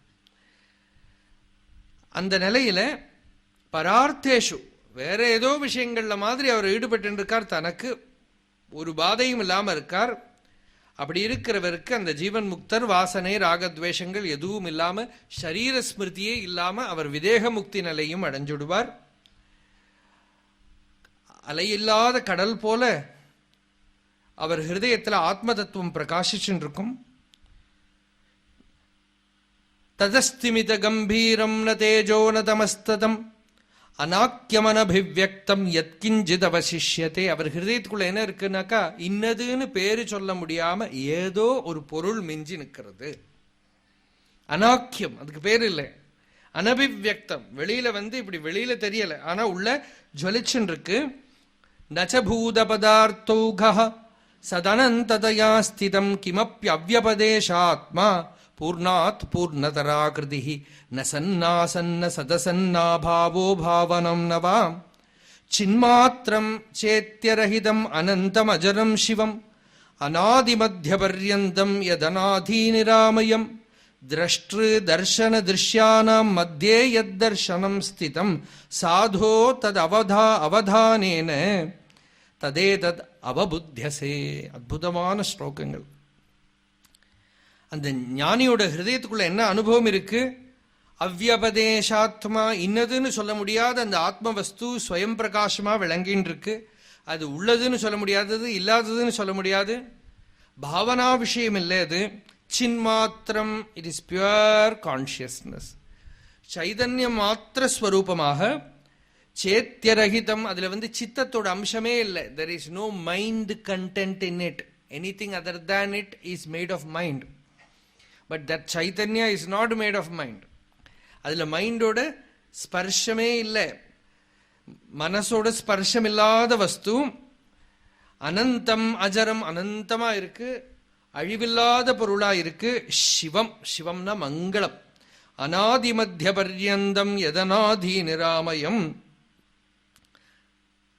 திரஷ்ட்ரு தர்ஷன திருஷ்யானாம். பார்க்கிறவன், பார்க்கப்படுற பொருள், பார்வைங்கிற திரிபுட்டி எதுல உதிச்சு அடங்கிறதோ அதுவே அது. இது ஒவ்வொன்றுக்கும் நடுப்புல ஒரு நிச்சலமான ஒரு நிலை இருக்கு. ஒவ்வொரு எண்ணங்களுக்கும் நடுப்புல ஒரு சந்தியாஸ்தானம் இருக்கு. ஒரு நினைப்புக்கும் நடுவுல ஒரு கேப் இருக்கு. நினைப்பு கம்ப்ளீட்டா வரல. ஒரு மாங்காய் நினைச்சா அடுத்தது அது வாங்க போகணும் அப்படின்னு நினைப்பு வரதோ இல்லையோ, அதுக்கு ரெண்டுக்கும் நடுப்புல ஒரு சைலன்ஸ் இருக்கு. அந்த இடையில இருக்கிற அந்த மௌனம் இருக்கே, அந்த மௌனமே நம்ம ஸ்வரூபம். தது அவதானேன, அதை அவதானம்னா அட்டென்ஷன், சாவதான் அப்படின்பா இல்லையா, அட்டென்ஷன்ங்கிறதுக்கு அவதானேன அட்டென்ஷனை அதுல போட. அட்டென்ஷனை இங்கே அங்கே நினப்புல விடாதே, அட்டென்ஷனை உலகத்துல விடாதே. அட்டென்ஷனை இப்போ ஜபம் பண்ணிகிட்டே இருக்கிறதே அதுக்கு தான். அநேக நினப்புகள் வர்றதுக்கு பதிலாக ஒரே நாமத்தை ஜபம் பண்ணி பண்ணி பண்ணி கொஞ்ச நாள் கழிஞ்சுதானா நாம ஜபம் தான் நினப்பா இருக்கும். அப்போ ஒரு நாமத்துக்கும் நடுப்புல ஒரு சைலன்ஸ் இருக்கு. எதுவுமே நினப்பு இல்லாத ஒன்று இருக்கு. அங்கே என்ன இருக்கு? ஒன்றும் இல்லை. அந்த ஒன்றும் இல்லைன்னு எது சொல்றோமோ அங்கதான் எல்லாம் இருக்கு. அங்க நினப்பு இல்லை, இது இல்லை, அது இல்லை, ஒன்றும் தெரியலைங்கிறையே. அங்க எது இருக்கோ, எது பிரகாசிக்கிறதோ அதுவே உன்னோட ஸ்வரூபம். அங்க நினப்பு இல்லாத தாட்லெஸ்ஸா இருக்கிற அந்த இடத்துல சூன்யம் இல்லை. நீ விழிப்போட இருக்க, உணர்வோட இருக்க, எக்ஸிஸ்டன்ஸ் சத்து இருக்கு. அந்த வஸ்துவே நீ.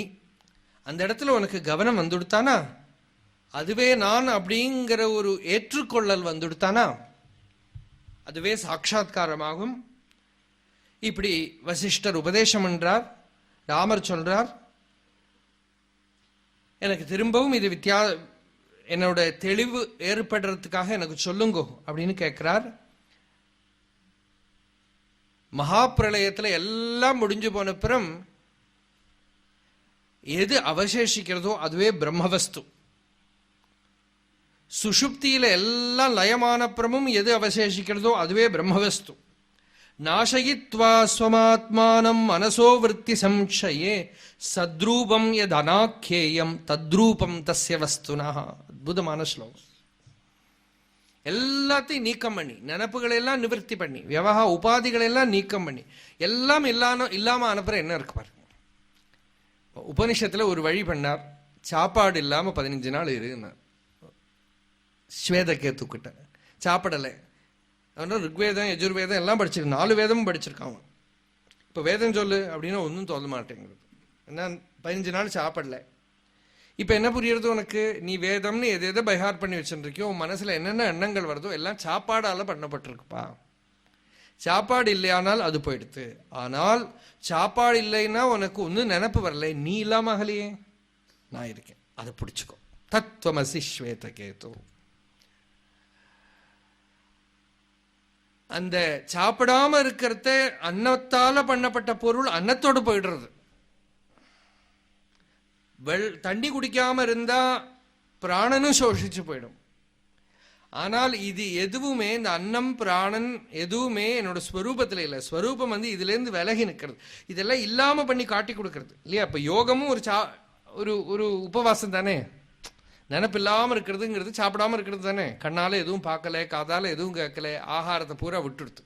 அப்ப நிശ്ചலமா இருக்கு. அந்த நிശ്ചலமா இருக்கிறத நினப்பு இல்லை. நாம சாதாரணமா ஒரு நினப்பு தான். நான் இவன் அவன்கிற நினப்பு தானே. அந்த நினப்பும் இல்லாத போது அங்க என்ன இருக்கு?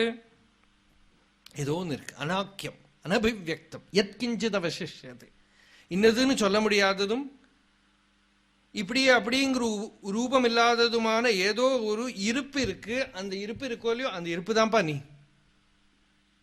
ததேவத்வம், அதுவே நீ.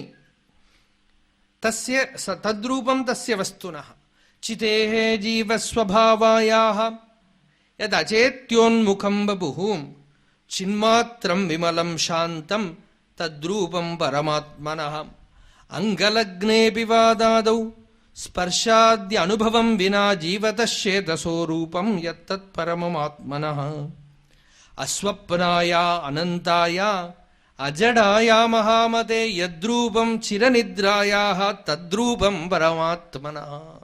அற்புதமான அழகான ஸ்லோகங்கள். ஒரு சிரநித்ர வருதுப்பா. சிரநித்ரான்னு கண்டினியூஸா ஒரு தூக்கம். தூங்கிக் கண்டார் சிவலோகமும் தன்னுள்ளே அப்படின்னா. இந்த தூக்கத்துக்கு என்ன சுபாவம், எப்படி இருக்குன்னு, அஸ்வப்னாயாக, அதுல சொப்பனமே இல்லாத தூக்கம். அனந்தாயாக, அந்தமில்லாத தூக்கம்.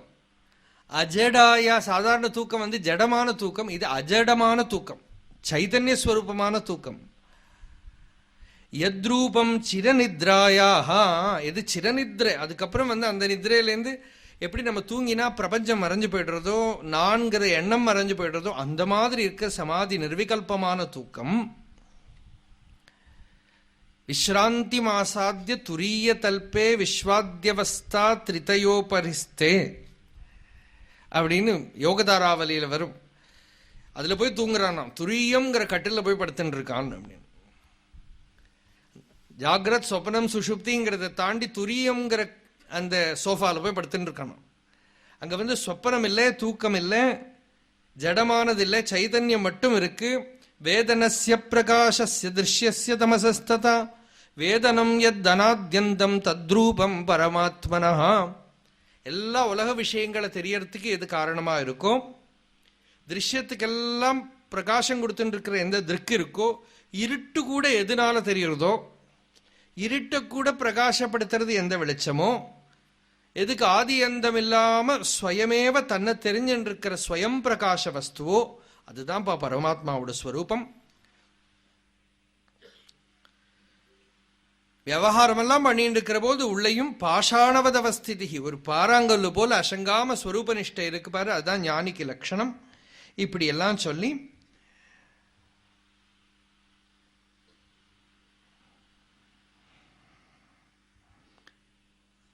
பிரம்மா விஷ்ணு ருத்ரன் முதலானவாள்லாம் அந்த நிலையில தான் இருக்கா. இப்படி அந்த வஸ்துவை சொல்றார் திருமூர்த்திகள் எல்லாம் போய் மறைஞ்சாலும் கூட எது அவசேஷிக்குமோ அந்த சைத்தன்யமே பிரம்மஸ்வரூபம் இப்படி சொல்லி அந்த சர்க்கம் முடியறது. இரண்டாவது சர்க்கத்துல மண்டபாக்கியானம்னு ஒரு தலகால் புரியாத ஒரு கதை. இலோபாக்கியானம், அது லீலோபாக்கியானம்னு பேரு. ரொம்ப அற்புதமான கதையை பார்த்தான்னாக்க நம்ம லைஃப் அதுதான். அது வசிஷ்டர் சொல்றார், ராமா, உன்னோட சந்தேகத்தை எல்லாம் தீர்க்கறதுக்கு சித்தம் ஆத்மாவில் விஸ்ரமிக்கிறதுக்காக நான் உனக்கு ஒரு கதை சொல்றேன். அத்ரேதம் மண்டபாக்கியானம் ஸ்ருணு ஸ்ரவண பூஷணம். காதுக்கு அலங்காரமா இருக்கக்கூடியது ஞானம் தான்ப்பா. 2 காது இருக்கோ இல்லையோ, அதை எதுக்கு கொடுத்திருக்கார்? கடுக்கம் போட்டுக்கிறதுக்காக இல்லை, வேதாந்த வாக்கியத்தை கேட்கறதுக்காக, பகவத்குணங்களை கேட்கறதுக்காக. நிசந்தேகோ யதேஷோர்த்தா, சந்தேகம் இல்லாம ஆத்ம தத்துவ நிச்சயத்தை கேட்டு விஸ்ராந்தி மேத்தி, ஆத்மாவில் விஸ்ரமத்தை அடையறதுக்காக. அதுக்காக நான் சொல்றேன் கேளு. ஆசீதஸ்மின் மஹீபீட்டே குலபத்மோ விகாசவான் பத்மோ நாம நிருப ஸ்ரீமான் பகு புத்ரோ விவேகவான். இந்த கதை சொல்றதுக்கு முன்னாடி மாயானா என்னதுன்னு புரிஞ்சுக்கணும். மாயை என்ன அப்படிங்கிற கொஸ்டினே கேட்கக்கூடாது.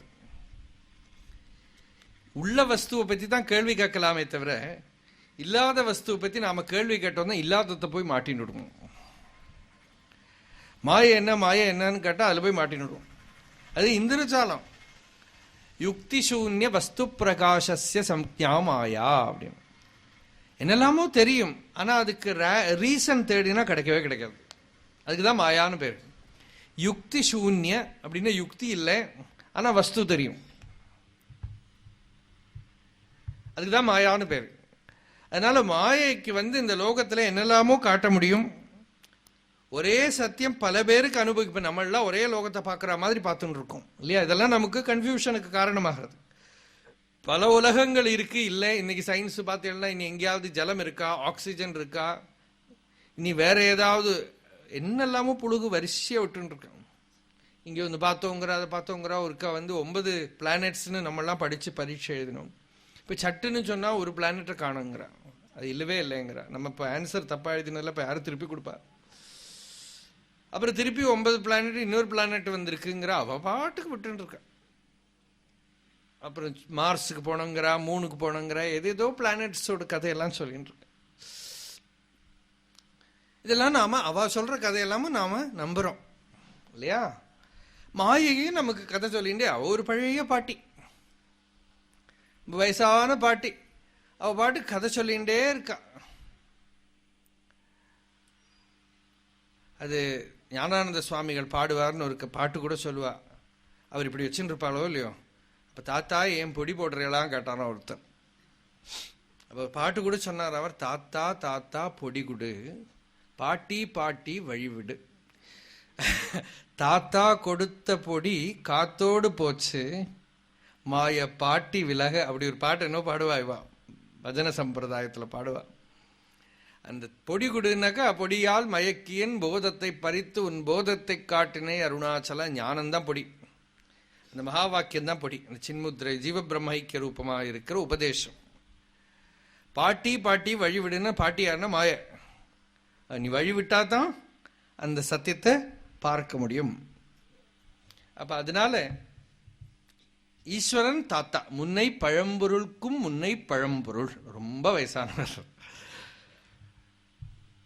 அம்பாள் மாயேன்னு நம்ம கூப்பிடுறோமே, ஈஸ்வரனோட சக்தி விசேஷம் நம்ம சொல்றோமே, அது அதை டிஃபைன் பண்ணவே முடியாது, இப்படின்னு சொல்ல முடியாது. இங்க லோகத்துக்கு ஒரு எக்ஸ்பிளனேஷன் தேடாதே, திருஷ்ய பிரபஞ்சம் உண்மைன்னு நம்பாதே. திருஷ்யம் இருக்கு நம்பினா நிவிருத்தியே வராது. பிரம்மசத்தியம் ஜெகன் மித்யான்னு ஏன்னு சொல்றான்னு எல்லாருக்கும் சந்தேகம். ஜெகத் உண்மை நினைச்சுட்டு இருக்கிறவனுக்கு அதுல இருந்து மனசு இழுக்கவே முடியாது. இல்லை, ஜெகத்தை பிரம்மமா பார்க்கலாம். எப்போ ஜெகத்தை பார்க்காம இருந்தா தான் பார்க்க முடியும். அப்ப ஜெகத் பிரம்மம். எப்ப எனக்கு இது ஆணு, இது பொண்ணு, இது எனக்கு வேண்டியவன், இது எனக்கு வேண்டாதவன், இவாள்கிட்ட எனக்கு பிரயோஜனம் உண்டு, இவாகிட்ட பிரயோஜனம் இல்லை, இப்படி இருக்கிற வேற்றுமைகள்லாம் தோன்றதோ அப்ப இது பிரம்மம்னு சொல்லவே முடியாது. எப்ப இந்த மாதிரி எந்த வேற்றுமையும் ராகத்வேஷமும் இல்லையோ, எல்லாம் ஆத்மஸ்வரூபமா தெரியறதோ, அப்ப இதை ஜெகத்துன்னு சொல்ல முடியாது. அப்ப இது உலகம்னு சொல்ல முடியாது. அது பரமேஸ்வர ஸ்வரூபமாவே போயிடுது. அப்போ இங்க மண்டபோபாக்கியானன்னு இந்த மண்டபாக்கியானன்னு இந்த லீலோபாக்கியானத்தை சொல்றது. அங்க இந்த கதை நானே கன்ஃபியூஸா போயிடுவேன். இப்ப சொல்ல ஆரம்பிச்சுட்டேன். ரொம்ப அற்புதமான ஒரு கதை தான். அதுல ஒரு ராஜா இருந்தார். அவருக்கு பத்மன் பேரு. அந்த பத்மன்கிற ராஜாக்கு ரொம்ப குல தர்மத்தோடு கூட ராஜ தர்மத்தோடு கூட நன்னா கம்பீரமா ராஜ்யபரணம் பண்ணிட்டு இருந்தார். ரொம்ப அழகான தேஜஸ்வியான ராஜா. அவருக்கு ரொம்ப அழகா, அவருக்கு ரொம்ப பிரியமா இருக்கிற ஒரு ராணி. அவளுக்கு லீலான்னு பேரு. அவ ரெண்டு பேரும் ரொம்ப நட்போட, ரொம்ப பிரியமா, டீப்லி அட்டாச்.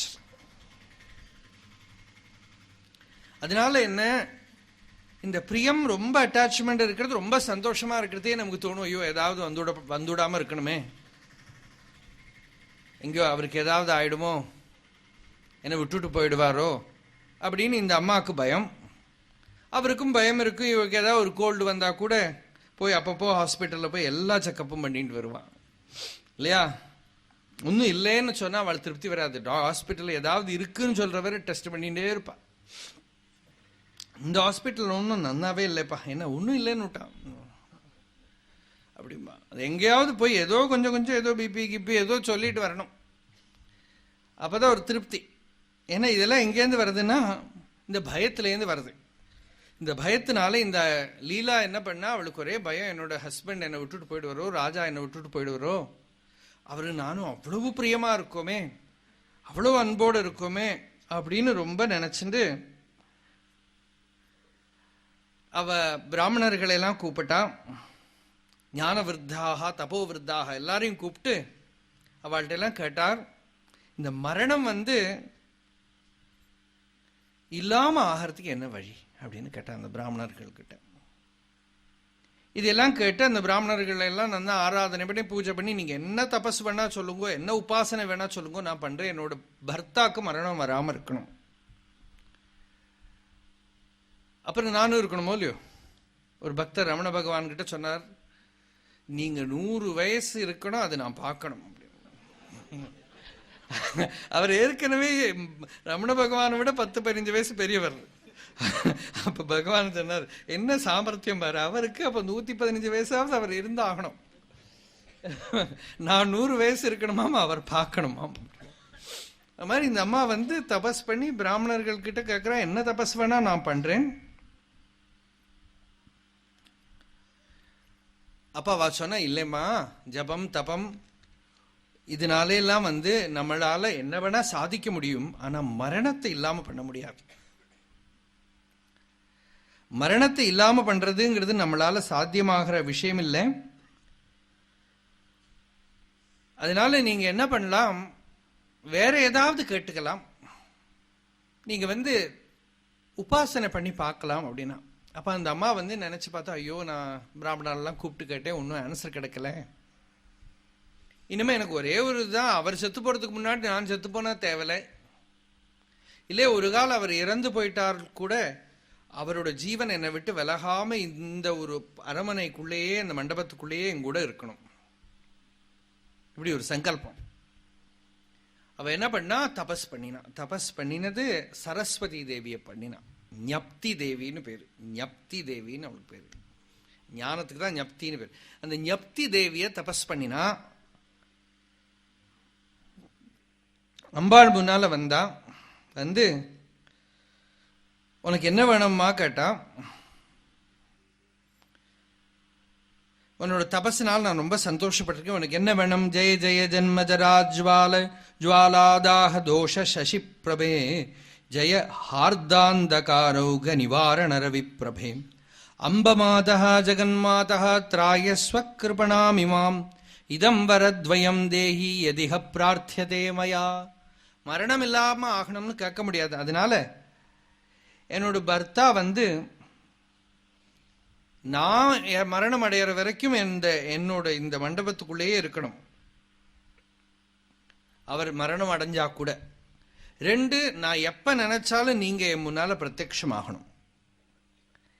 இப்படி ஒரு வரத்தை சரஸ்வதி தேவி கிட்ட கேட்டா, ஜெகன்மாதா வந்து ஓம் அப்படின்னா எஸ் சொல்லிட்டு ஆசீர்வாதம் பண்ணிட்டு அம்பாள் வந்து மறைஞ்சு போயிட்டா.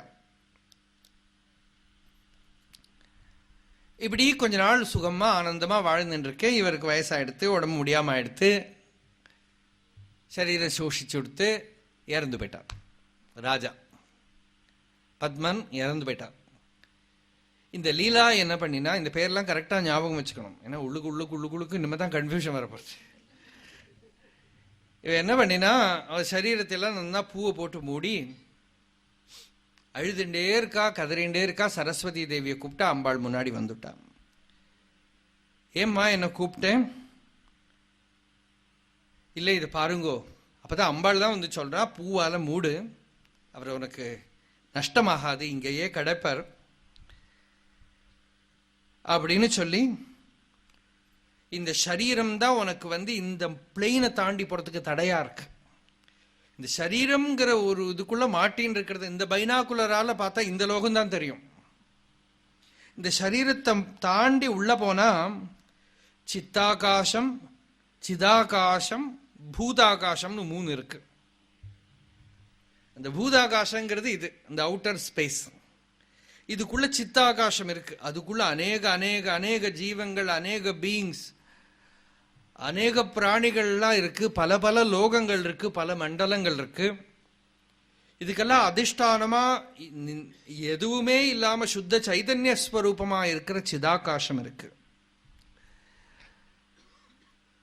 ஒரு தேசத்திலேருந்து இன்னொரு தேசத்துக்கு போறதுங்கிறது இந்த ஸ்தூல சரீரத்தை வச்சுட்டா டைமுக்கு தகுந்தபடி ட்ரெயினை பிடிச்சி ஃப்ளைட்டை பிடிச்சி இப்படிதான் போக முடியும். இன்னொரு பிளேனுக்கு போனோம்னா அந்த சித்த ஆகாசம் இருக்கோ இல்லையோ, அதுக்குள்ள அந்த சரீரத்தை, ஆதிவாகிக சரீரத்தை எடுத்துட்டா சட்டுன்னு போயிடலாம். அதனால நீ இந்த சரீர பிரஜையை தாண்டி யோகஸ்திதியை அடைஞ்சாயானால் என் கூட இன்னொரு மண்டலத்துக்கு வரலாம் அப்படின்னு கூப்பிடுற. இல்லை இந்த மனசையே இல்லாம பண்ணிவிட்டாயானால், நினைப்பையே இல்லாம பண்ணிவிட்டாயானால் சுத்த சிதாகாசமா இருக்கிற பிரம்மத்தை உனக்கு சாட்சாத்கரிக்க முடியும். தஸ்மின் நிரஸ்த நிசேஷ சங்கல்பஸ்திதிமேஷி சேத் சர்வாத்மகம் பதம் சாந்தம் ததா பிராப்னோஷி அசம்சயம்.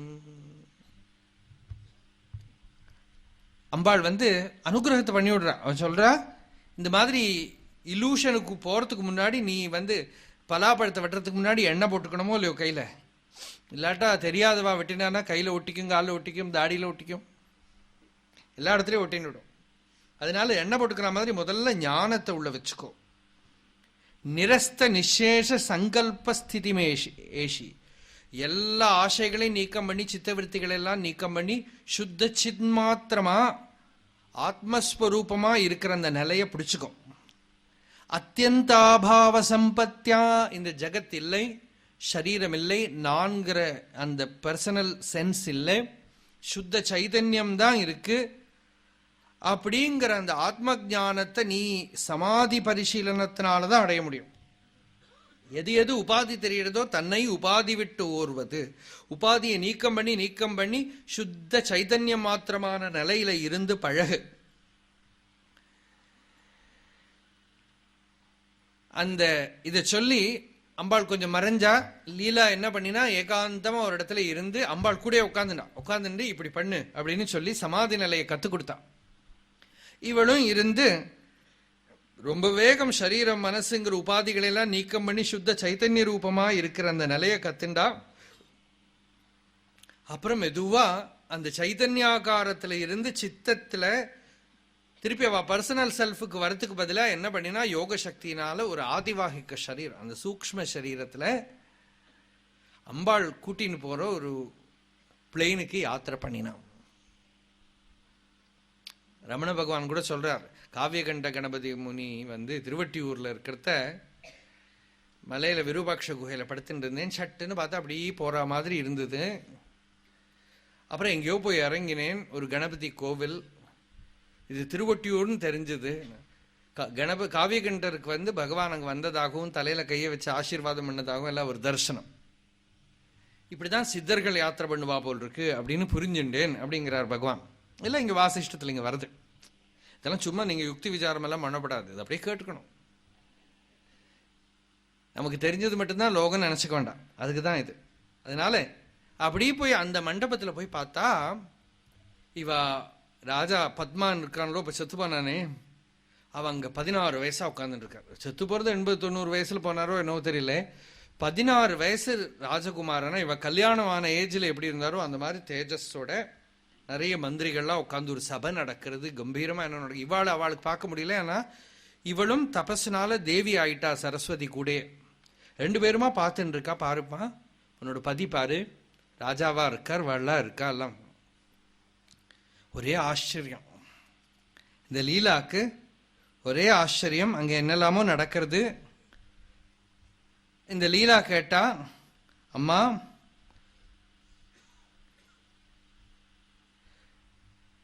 திருப்பி அவ அந்தப்புறத்துக்கே வந்தா. சரஸ்வதி முன்னால நிக்கிறத பார்த்தா,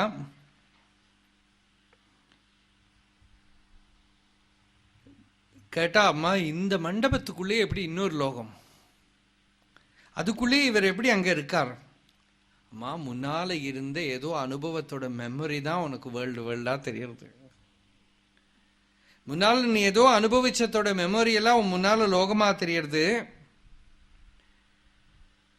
இப்போ உன்னோட பதி இருக்கிற அந்த பிளேன் அங்க அவர் முன்னால சங்கல்பம் பண்ணி வச்சிருந்ததெல்லாம் இப்ப அங்க தெரியறது. இந்த சம்சார மண்டபத்துல என்னெல்லாமோ இருக்கு. மேரு ஸ்தம்பத்துல எங்கேயோ ஒரு கோன்ல அத்தி மரத்துல தேனி மாதிரி எவ்வளவோ பிரம்மாண்டங்கள் இருக்கு. அதுல ஒரு கிராமம், அந்த கிராமத்துக்கு கிரி கிராமம்னு பேரு. அந்த கிரி கிராமத்துல ஒரு பிராமணர் இருந்தார். ரொம்ப தபஸ் பண்ணிட்டு இருந்தார். வசிஷ்ட அம்சத்தோட பிறந்தவர். அதனால அவரை எல்லாரும் வசிஷ்டர்னே கூப்பிட்டு இருந்தா. அவரோட பத்னி ரொம்ப தபஸ்வினியா இருந்தா. அதனால அவளுக்கு அருந்ததினே பேரு. அவ ரொம்ப பிரியமா இருந்தா. இந்த வசிஷ்ட பிராமணர் தபஸ் பண்ணிட்டு இருந்தாலும் உள்ள இருக்கிற ஆசைகள்லாம் போகல. ஒரு நாளைக்கு காட்டுல தபஸ் பண்ணிட்டு இருக்கிறது, சரஸ்வதி சொல்ற இந்த கதை. காட்டுல தபஸ் பண்ணிட்டு இருக்கிறத ஒரு ராஜா வேட்டைக்கு வந்ததை பார்த்தார். அந்த ராஜாவோட அழகு, அவரோட சுகபோகங்கள்லாம் பார்த்து, நான் எப்பவாவது இந்த மாதிரி ஒரு ராஜாவா இருந்து எல்லா சுகங்களும் அனுபவிக்க மாட்டேனா, எல்லா போகங்களும் அனுபவிக்க மாட்டேனா நினைச்ச அந்த போக ஆசை உள்ள பலப்பட்டு அவர் அதே உள்ள வச்சு பெருத்துட்டு இருந்தது. அவர் வயசாயிடுத்து, லாஸ்ட்ல இறந்து போயிட்டார். அவர் தான் உன்னோட பதி பத்மனா பிறந்தார். அவரோட பத்னி அருந்ததி என்ன பண்ணா, பத்தி கூட அக்னியில தேக தியாகம் பண்ணினா, அவளும் இங்க நீயா பிறந்திருக்கார். இதெல்லாம் சொல்லி ஒரு பாம்பு போடுறா சரஸ்வதி. அந்த பிராமணர் இருக்காரே, அவர் செத்து போய் இன்னைக்கு 8வது நாள் அப்படின்னு.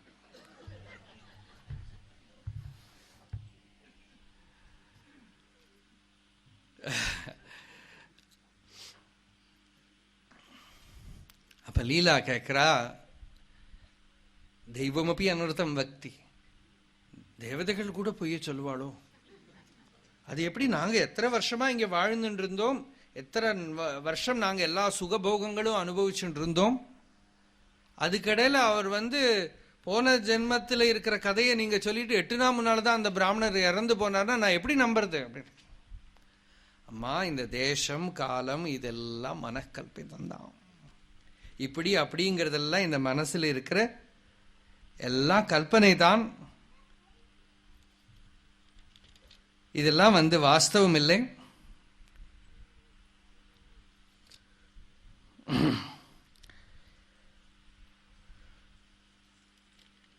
இப்படி சொல்லி உங்களுக்கு பூர்வ ஜென்மத்தில் ஸ்மிருதி எல்லாம் போயிடுத்தேன்னா அந்த மரணம்ங்கிறதே ஒரு பெரிய மறவிக்கு தான் மரணம்னு பேர். Death means what? A great forgetfulness. ஃபார்கெட்ஃபுல்னஸ்க்கு தான் டெத்னு பேர். ஒரு ஜென்மாவும் மறந்து போய்டுறது, தான் யாருங்கிறதும் மறந்து போயிடுது. அப்பப்போ வரது ஐடென்டிஃபை பண்ணிட்டு இருக்கோம். சொப்பனத்தில் ஜாகிரத்து மறந்து போய்டுறது, ஜாகிரத்து சொப்பனத்தில் மறந்து போய்டுறது, சுஷுப்தியில் எல்லாம் மறந்து போய்டுறது, மரணத்தில் அந்த ஜென்மா மறந்து போய்டுறது.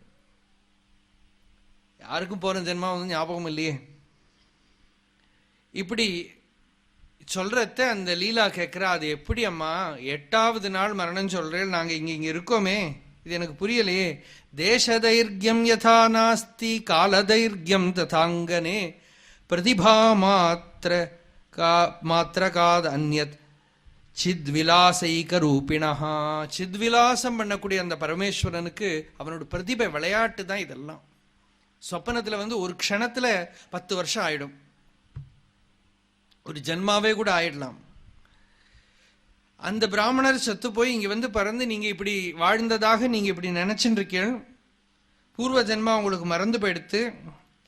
இந்த கை காலு சரீரம் இதெல்லாமே சேர்ந்து இதுதான் நான் அப்படின்னு நினச்சின்னு இருக்கிறதுனால உன்னோட உண்மையான ஸ்வரூபம் உனக்கு மறந்து போயிடுத்து.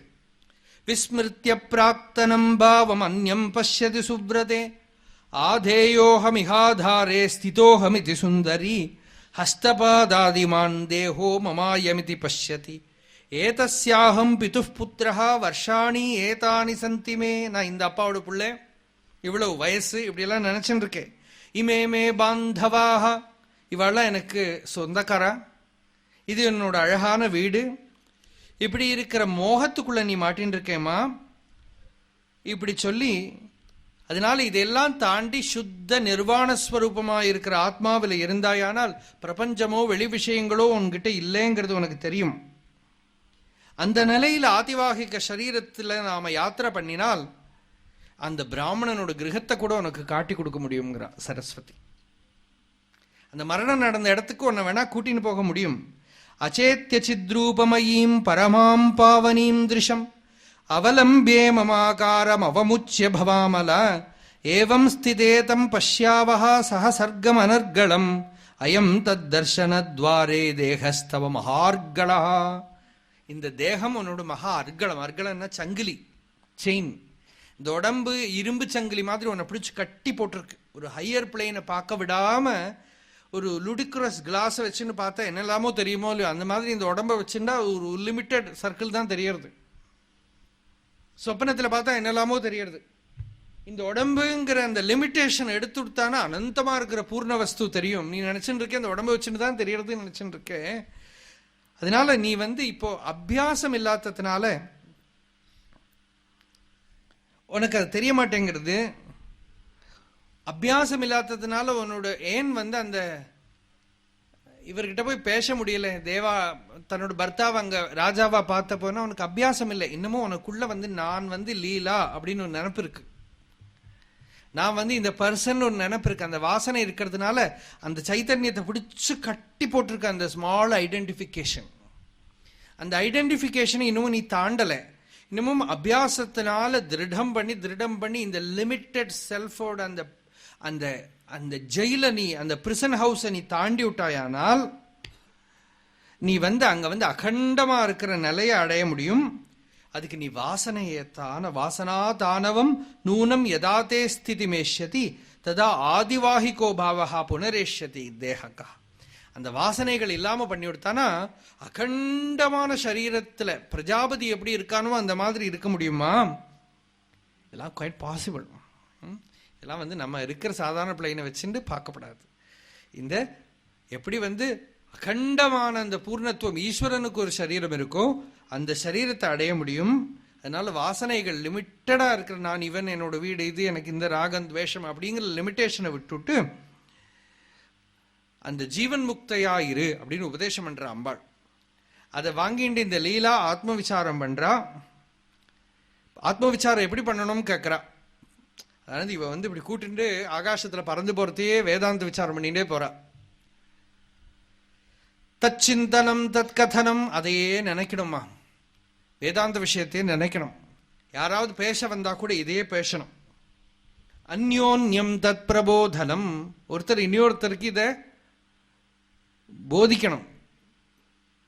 ஏததே கபரத்வம் ச, ராப்பகலா இதே உள்ள லட்சியமா வச்சுண்டு ஊறிண்டே இருக்கணும். தது அபியாசம் விதுர்புதாக. இதுதான் அபியாசம்ங்கிறது. இப்படி வேற எதுலையுமே நினப்பு போகாம சதா இந்த ஆத்ம விசாரத்திலேயே மனசை ஊற போடணும். உதிதௌதாரிய சௌந்தர்ய வைராகிய ரசகர்ப்பிணி ஆனந்தஸ்யந்தினி ஏஷாம் மதிஸ்தே அபியாசினா பரே. உள்ள வந்து நிர்மலமாக வைராகிய ரசகர்ப்பிணி, அந்த வைராகிய ரசத்தை தன் உள்ள அடக்கிண்டு இந்த புத்தி இருக்கே ஆனந்தஸ்யந்தினி, ஆனந்தம் உற்று உற்று ஒரு ஜூஸ் மாதிரி சொட்டின்னு இருக்குமா அந்த ஞானியோட புத்திங்கிறது. அந்த ஆனந்தத்தை அடைஞ்சுண்டு அத்தியந்தாபாவ சம்பத்தௌ, பிரபஞ்சமோ சரீரமோ இல்லைங்கிற தார்டியத்துல ஞாதுஹு ஞேயஸ்ய வஸ்துனஹா, தெரியறவன் தெரியப்படுற பொருள், இப்படி எல்லாம் போய் சுத்த சைத்தன்யமே தான் அப்படிங்கிற பாவத்துல நிலை பெற்று இருக்கிறது தான் ஞானம். திருஷ்ய அசம்பவபோதோஹி ஞானம். இந்த பிரபஞ்சம்ங்கிறது ஒண்ணு உண்டாகவே முடியாது. திருஷ்ய பிரபஞ்சம்ங்கிறது எதுவுமே ஆத்மாவிலிருந்து அந்நியமா இருக்கவே முடியாது அப்படிங்கிற ஞானத்துக்கு தான் நிர்வாணம்னு பேர். காணப்படுற இந்த பிரபஞ்சத்துக்கு there is no existence apart from the self அப்படிங்கிற அந்த தெளிவு தான் நிர்வாணம்ங்கிறது. ததபியாசேன நிர்வாணமித்தி அபியாசோ மகோதயா இதி சத்கதனம் கிருத்வா தஸ்யாம் நிஷிவராங்கனே சமாதிஸ்தானகம் கத்வா தஸ்ததுஹு நிஷலாங்ககே. அவ ரெண்டு பேருமா கொஞ்ச நேரம் நிர்விகல்ப சமாதி அபியாசம் பண்ணி திருப்பி ஒரு பெரிய யாத்திரை போனா. போற வழியில என்னென்னலாமோ லோகங்கள் அதெல்லாம் பார்த்தேன்னா அதுவே ஒரு பெருசா இருக்கும். பல பல ஜீவன்கள், நம்ம லோகத்துல காணாத இருக்கிற ஸ்பீஷி எல்லாம், ஏதேதோ பீயிங்ஸ், சித்தர்கள், சாரணர்கள், கந்தர்வர்கள், இந்த மாதிரி ஏதேதோ மண்டலங்கள்லாம் தாண்டி எல்லாம் தாண்டி போய் அந்த கிரி கிராமத்துக்கு போறா. அங்க போனா அந்த பிராமணரோட வீட்டுக்குள்ள எல்லாரும் அழுதுன்னு இருக்கா. இந்த பிராமணர் இறந்து போயிட்டார், அவர் பத்னி இறந்து போயிட்டா அப்படின்னு அழுதுன்னு இருக்கா. அங்க போய் இவ வந்து சொன்னா, அம்பாள் சொல்றா, இது பாருமா லீலா, நீ இப்ப ஜீவன் முக்த, தத்துவம் திருடமாயிடுத்து, நீ என்ன சங்கல்பம் பண்ணாலும் நடக்கும். அதனால இப்ப வந்து இவாளுக்கு உன்னை தெரியணும்னு சங்கல்பம் பண்ணும். அப்படியே சங்கல்பம் பண்ணா ரெண்டு பேரும் அந்த வீட்டுக்குள்ள தெரிய வந்துட்டா. அப்ப அந்த பிராமணரும் ஒரு பத்னி போயிட்டா. அந்த வீட்டுக்காரெல்லாம் அழுதுன்னு அந்த கதையெல்லாம் சொன்னா. ரொம்ப துன்பத்தினால அழுதுன்னு இருக்கா. அவளுக்கெல்லாம் ஆசுவாசம் பண்ணி அப்போ திருஷ்டாந்தத்தோட பார்த்துட்டான். இந்த கிரி கிராமம் பிராமணன் சும்மா வந்து சரஸ்வதி தேவி வந்து ஒன்றும் பொய்ய சொல்லலை, வாஸ்தவமா இருந்திருக்கு அப்படின்னு காட்டி கொடுத்துட்டான். அப்போ ஒரே ஷாக்கு. இன்னும் 8 நாள் தான் ஆச்சு, எல்லாம் வாஸ்தவம். அந்த பிராமணர் அந்த பத்னி எல்லாம் வாஸ்தவம்.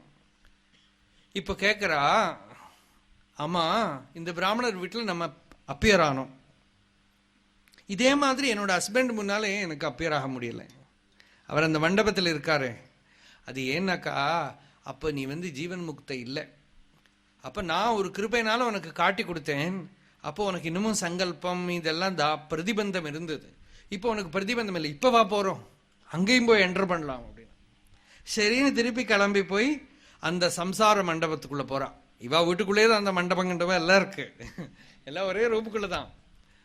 அந்த மண்டபத்துக்குள்ள போய் பார்த்தா அந்த ராஜாவோட இதுல போனா, அந்த ராஜா அங்க உட்கார்ந்து இருக்கார். மந்திரி சபையெல்லாம் நடந்திருக்கிறதுல பெரிய ஒரு கடல் போல சிந்து தேசத்து ராஜா சைன்யத்தோட ஆக்கிரமணம் பண்ண வந்திருக்கார். இவ இந்த பத்ம ராஜாவை ஆக்கிரமணம் பண்ண வந்திருக்கார். யுத்தம் நடக்கிறது. இவ பார்த்துட்டே இருக்கா. ஃபர்ஸ்டே போய் என்டர் பண்ண முடியல, ஏன்னா ஒரே வார் நடந்துட்டு இருக்கு.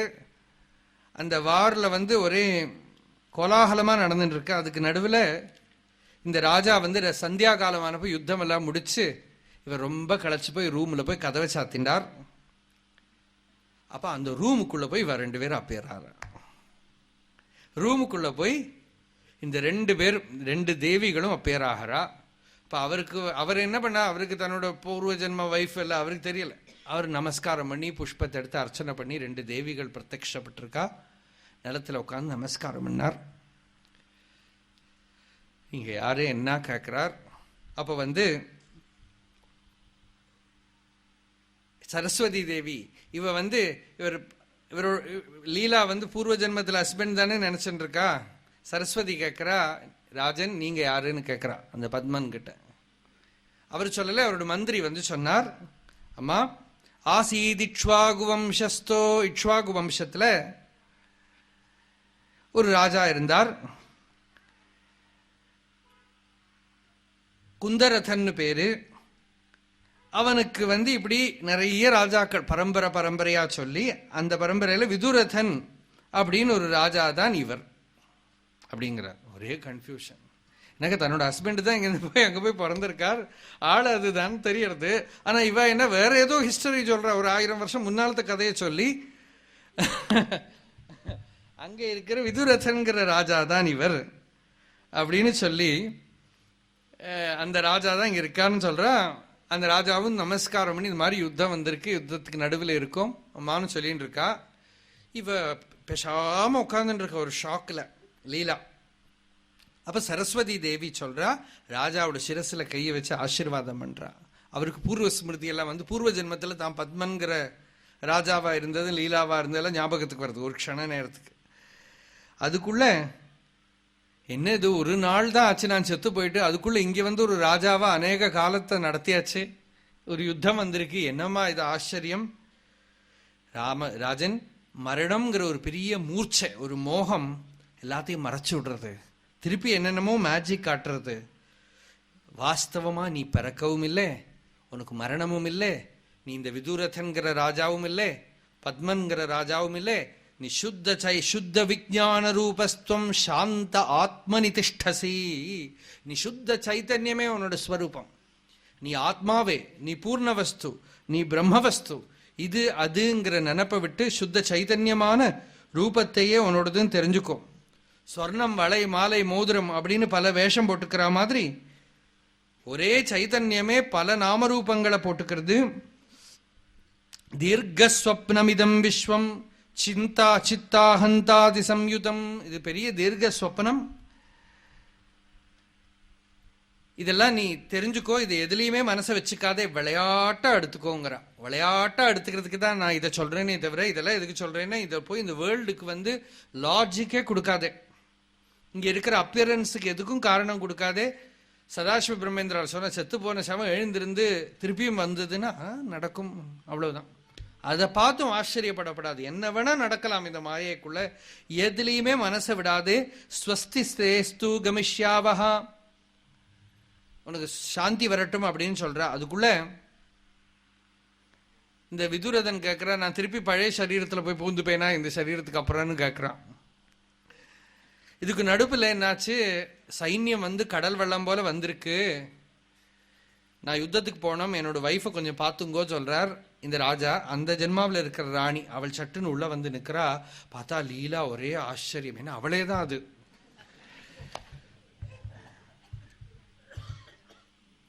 அவளே தான் அங்க என்ன இருக்கா, தலைய கால் புரியல. சரஸ்வதி கிட்ட கேட்கிறா, தேவி இது எப்படி நானே எங்க நிக்கிறேன், இது நானே தானே? ஆமா, உன்ன மனசுல வச்சுருந்தானே அவன் இங்க பிறந்திருக்கான். அப்ப நீ தான் பிறந்த, நான் இங்க தானே இருக்கேன், நீ தான் அங்க பிறந்திருக்க. அவனோட தாட்ல அது கிரியேட் ஆயிருக்குமா? சொப்பனத்துல எத்தனை கிரியேஷன் பண்றோம் இல்லையா? இண்டிபெண்டா எத்தனை ஆளுகள் வர, அவளுக்கு இண்டிபெண்டான மனசு இருக்கு, இண்டிபெண்டான கர்மா இருக்கு, இண்டிபெண்டா அவளும் விவகாரம் பண்றா. அந்த மாதிரி தான் இந்த லீலா, இவளோட பேரும் லீலா தான் வந்திருக்காவ.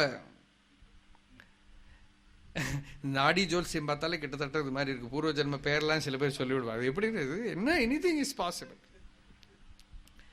அதனால இதுல எதுலையுமே மனசை விடாதே அப்படிங்கிறா. லீலா லீலாம் ததர்ஷாத் ஸ்வாகார சதிர்ஷா கிருதிம் பிரதிபிம்பம் இவா யாதம் ஆதர்ஷே சாரு தர்ஷனாம். கண்ணாடியில பாக்குற மாதிரி பாக்குறாளாம். இது என்னம்மா, யாதிருக் பாவோ மிருதோ பர்த்தா தவ தஸ்மின் ஸ்ததா புரே தாதிருக்பாவஸ்தமேவார்த்தம் ததைவாயம் ஹி திஷ்டவான் அவிசம்வாதி சர்வார்த்த ரூபம் யத் தஸ்ய பிம்பிதம் ததேவ தாதிருஷம் சித்த தர்ப்பணே பிரதிபிம்பதி. மனசுல எந்த வாசனையோடு உள்ள இறக்குறோமோ அதுவே சித்த தர்ப்பணத்துல அப்படியே ரிஃப்ளெக்ட் ஆகி தெரியறது.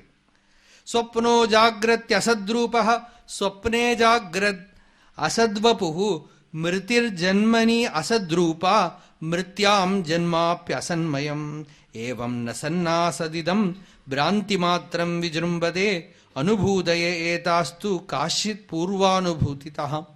இதெல்லாம் பூர்வத்தில் எங்கேயோ அனுபவிச்சதோட ஸ்மிருதி தான் என்னெல்லாமோ தோன்றது இப்படின்னு சொல்றத.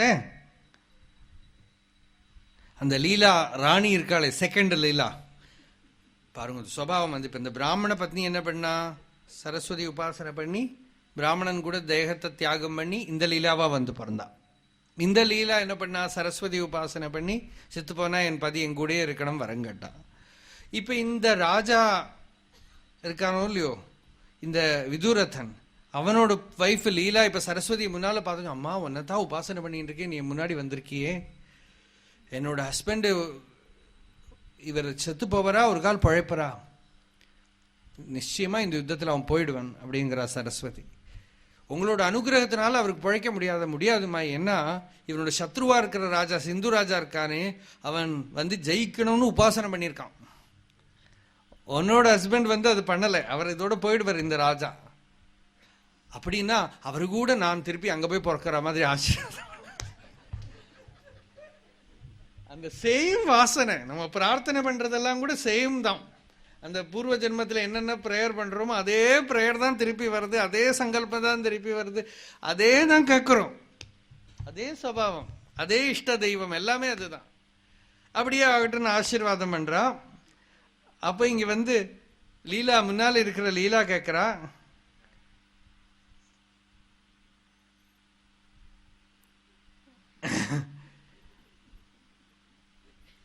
இங்க கேட்கிறா, பூர்வேணைவ ஷரீரேண கிமர்த்தம் நாஹமீஸ்வரி லோகாந்தரமிதம் நீதாத்தம் கிரிகிராமகம் வத. ஏன் இந்த பத்ம சரீரத்துக்கே இவள் போறா, அந்த பழைய பிராமண சரீரத்துக்கு போகலாமோ இல்லையோ, அது அவளுக்கு ஸ்மிருதி இல்லை, பத்ம சரீரத்துல தான் போய் என்டர் பண்ணுவேன். அப்ப தேவி சொல்ற, நானா ஒன்றும் பண்ணலேம்மா, எல்லாரும் அவாவா சங்கல்பத்தை பண்ணி இது அதுன்னு கேட்கறா, ததாஸ்து ததாஸ்து சொல்லிட்டு இருக்கேன், அவ்வளவுதான். நானா ஒன்றும் இது பண்ணு அது பண்ணு சொல்லலை, அவாவா என்னென்ன கேட்கிறாளோ ததாஸ்து, இதுதான் என்னோட வரம். இப்படி இந்த விதுரதன் அந்த யுத்தத்துல வதம் பண்ணப்படுறார். இன்னொரு இடத்துல போய் அந்த ஜீவன், அதுக்கு முன்னால இந்த லீலா இருக்காளே, அவள் கிளம்பி போய் அங்க போய் இந்த முன்னாலே இருந்த லைஃப் இருக்கோ இல்லையோ இந்த லீலாவோட, அங்க போய் அவள் லீலாவா உட்கார்ந்து விடுறா. இந்த விதுரதனும் அங்க போய் திருப்பி பத்மனா போய் பிறக்கிறான். இப்படி ஒரு கன்ஃபியூஷன் ஸ்டோரி. அது ஏன் கன்ஃபியூஷன் ஸ்டோரியா இருக்குன்னா, நம்ம லைஃப் அப்படிதான். நம்ம லைஃபுக்கு இன்னொரு பேர் தான் கன்ஃபியூஷன்ங்கிறது. லைஃப் பூராவும் இந்த கன்ஃபியூஷன்ல தான் இருக்கு. அது ஆத்மாவில் ஃபியூஷன் வர வரைக்கும் இந்த கன்ஃபியூஷன் தொடர்ந்துட்டே இருக்கும். இந்த லீலோபாக்கியானம் டைம் ஸ்பேஸ் எல்லாம் இல்லை. நம்ம ஏதோ இந்த வேர்ல்டு சத்தியம், நம்ம இந்த பறந்திருக்கிறது சத்தியம், இது சத்தியம் அது சத்தியம் சொல்லிட்டு இருக்கோம். இதெல்லாம் யாருக்கு வருது, இந்த அனுபவங்கள்லாம் யாருக்கு வருது, இந்த உலகத்தை எல்லாம் யாரு பார்க்கிறா, இந்த விஷயங்களை எல்லாம் யாரு அனுபவிக்கிறா. இந்த விஷயங்களுக்குள்ள போனா கன்ஃபியூஸ்ட் ஆயிடுவோம், திருஷ்யத்துல மனசை விட்டா கன்ஃபியூஸ்ட் ஆயிடுவோம், திருக்க விட்டு விலகாம இருக்கு. எல்லாத்தையும் பார்க்கிறவன் ஒருத்தன் தான் நிச்சயமான பொருள், பார்க்கப்படுறதுல நிச்சயமே இல்லை. பார்க்கப்படுறது it is always there to confuse you, இது அது அப்படி இப்படின்னு கன்ஃபியூஸ் ஆயிடும். திருஷ்யம் நாஸ்தீதி போதேன மனசோ திருஷ்யமார்ஜனம் சம்பன்னம் சேத் ததுத்பன்னா பரா நிர்வாண நிர்வൃத்தி.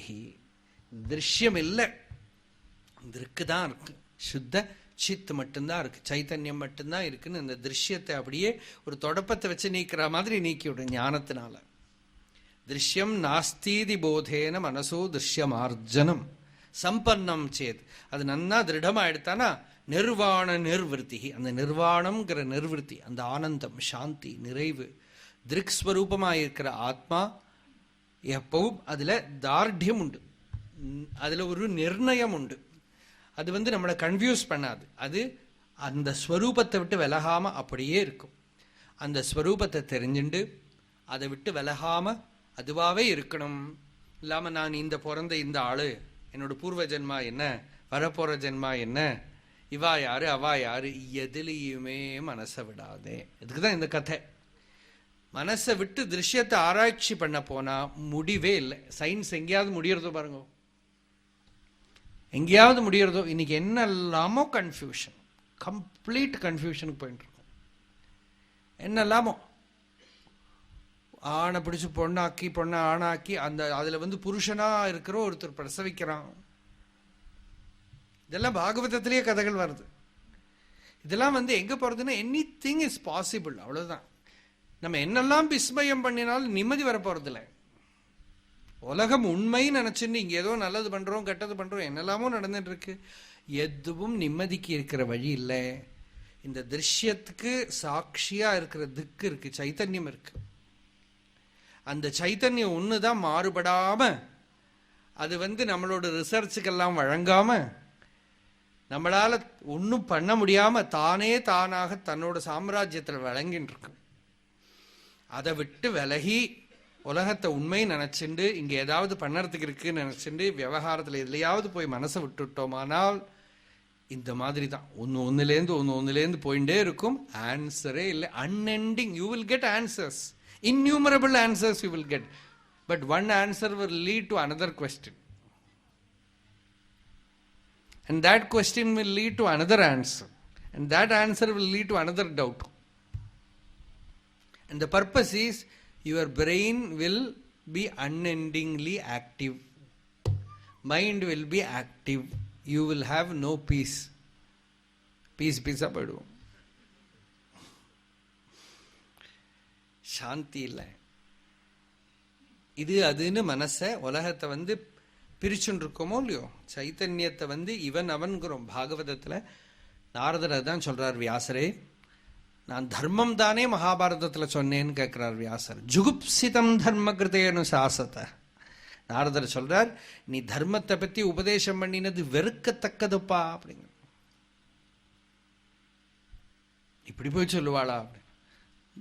நான் தர்மம் தானே சொன்னேன்னு வியாசர் கேட்டா, தர்மத்தை பத்தி நீ உபதேசம் பண்ணது வெறுக்கத்தக்கதப்பா. பகவான்லேருந்து அந்நியமா ஒரு தர்மம்னு ஒரு பொருள் இருக்குன்னு கூட சொல்லப்படாது. நீ தர்மம்னு ஒரு விஷயத்த சொல்லி வச்சுட்டு போயிடுவ, அடுத்தது கொஞ்ச நாள் ஆறதுக்குள்ள அந்த பொசிஷன் மாறி நீயே போய் இப்ப இது தர்மம் இல்லைன்னா யாரும் கேட்க மாட்டான். நீயே சொன்னாலும் கேட்க மாட்டான்.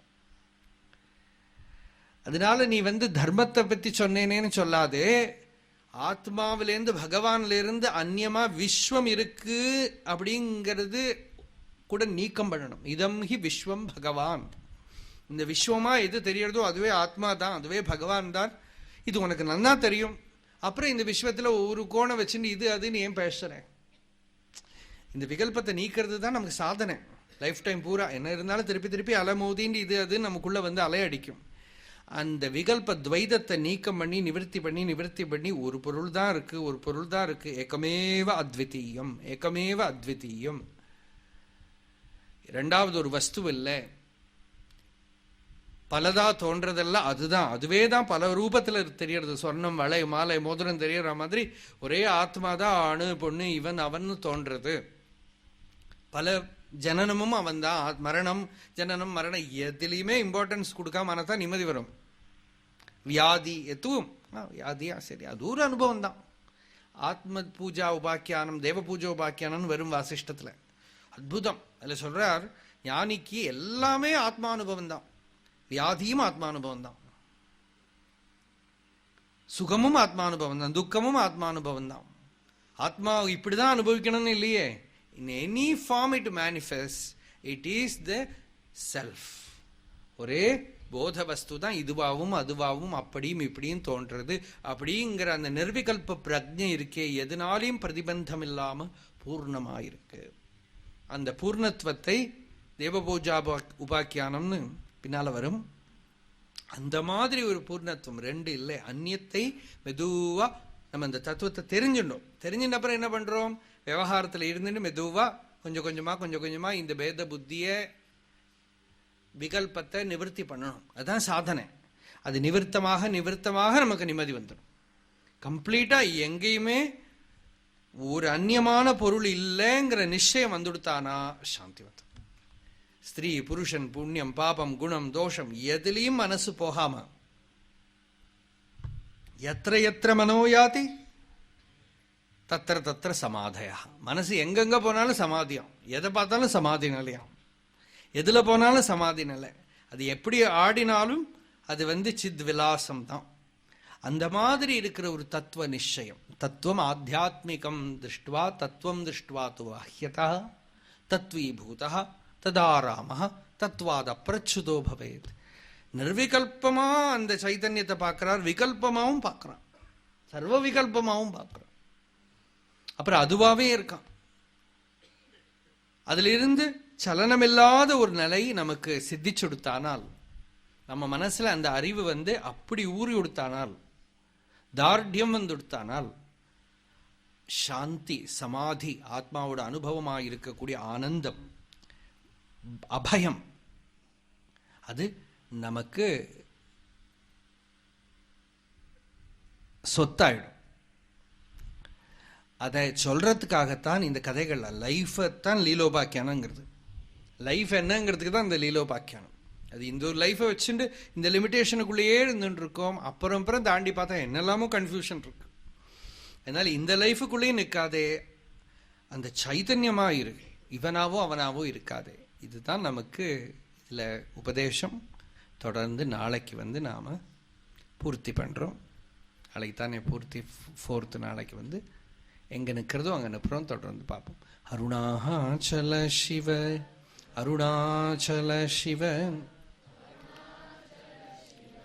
அருணாச்சலாம் அருணாச்சல சிவ அருணாச்சல சிவ அருணாச்சல சிவ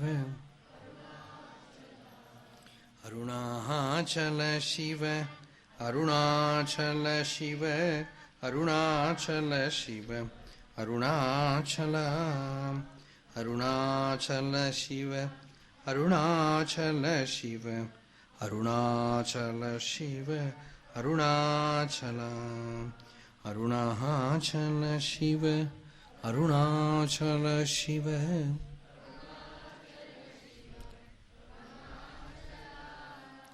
அருணாச்சல சிவ.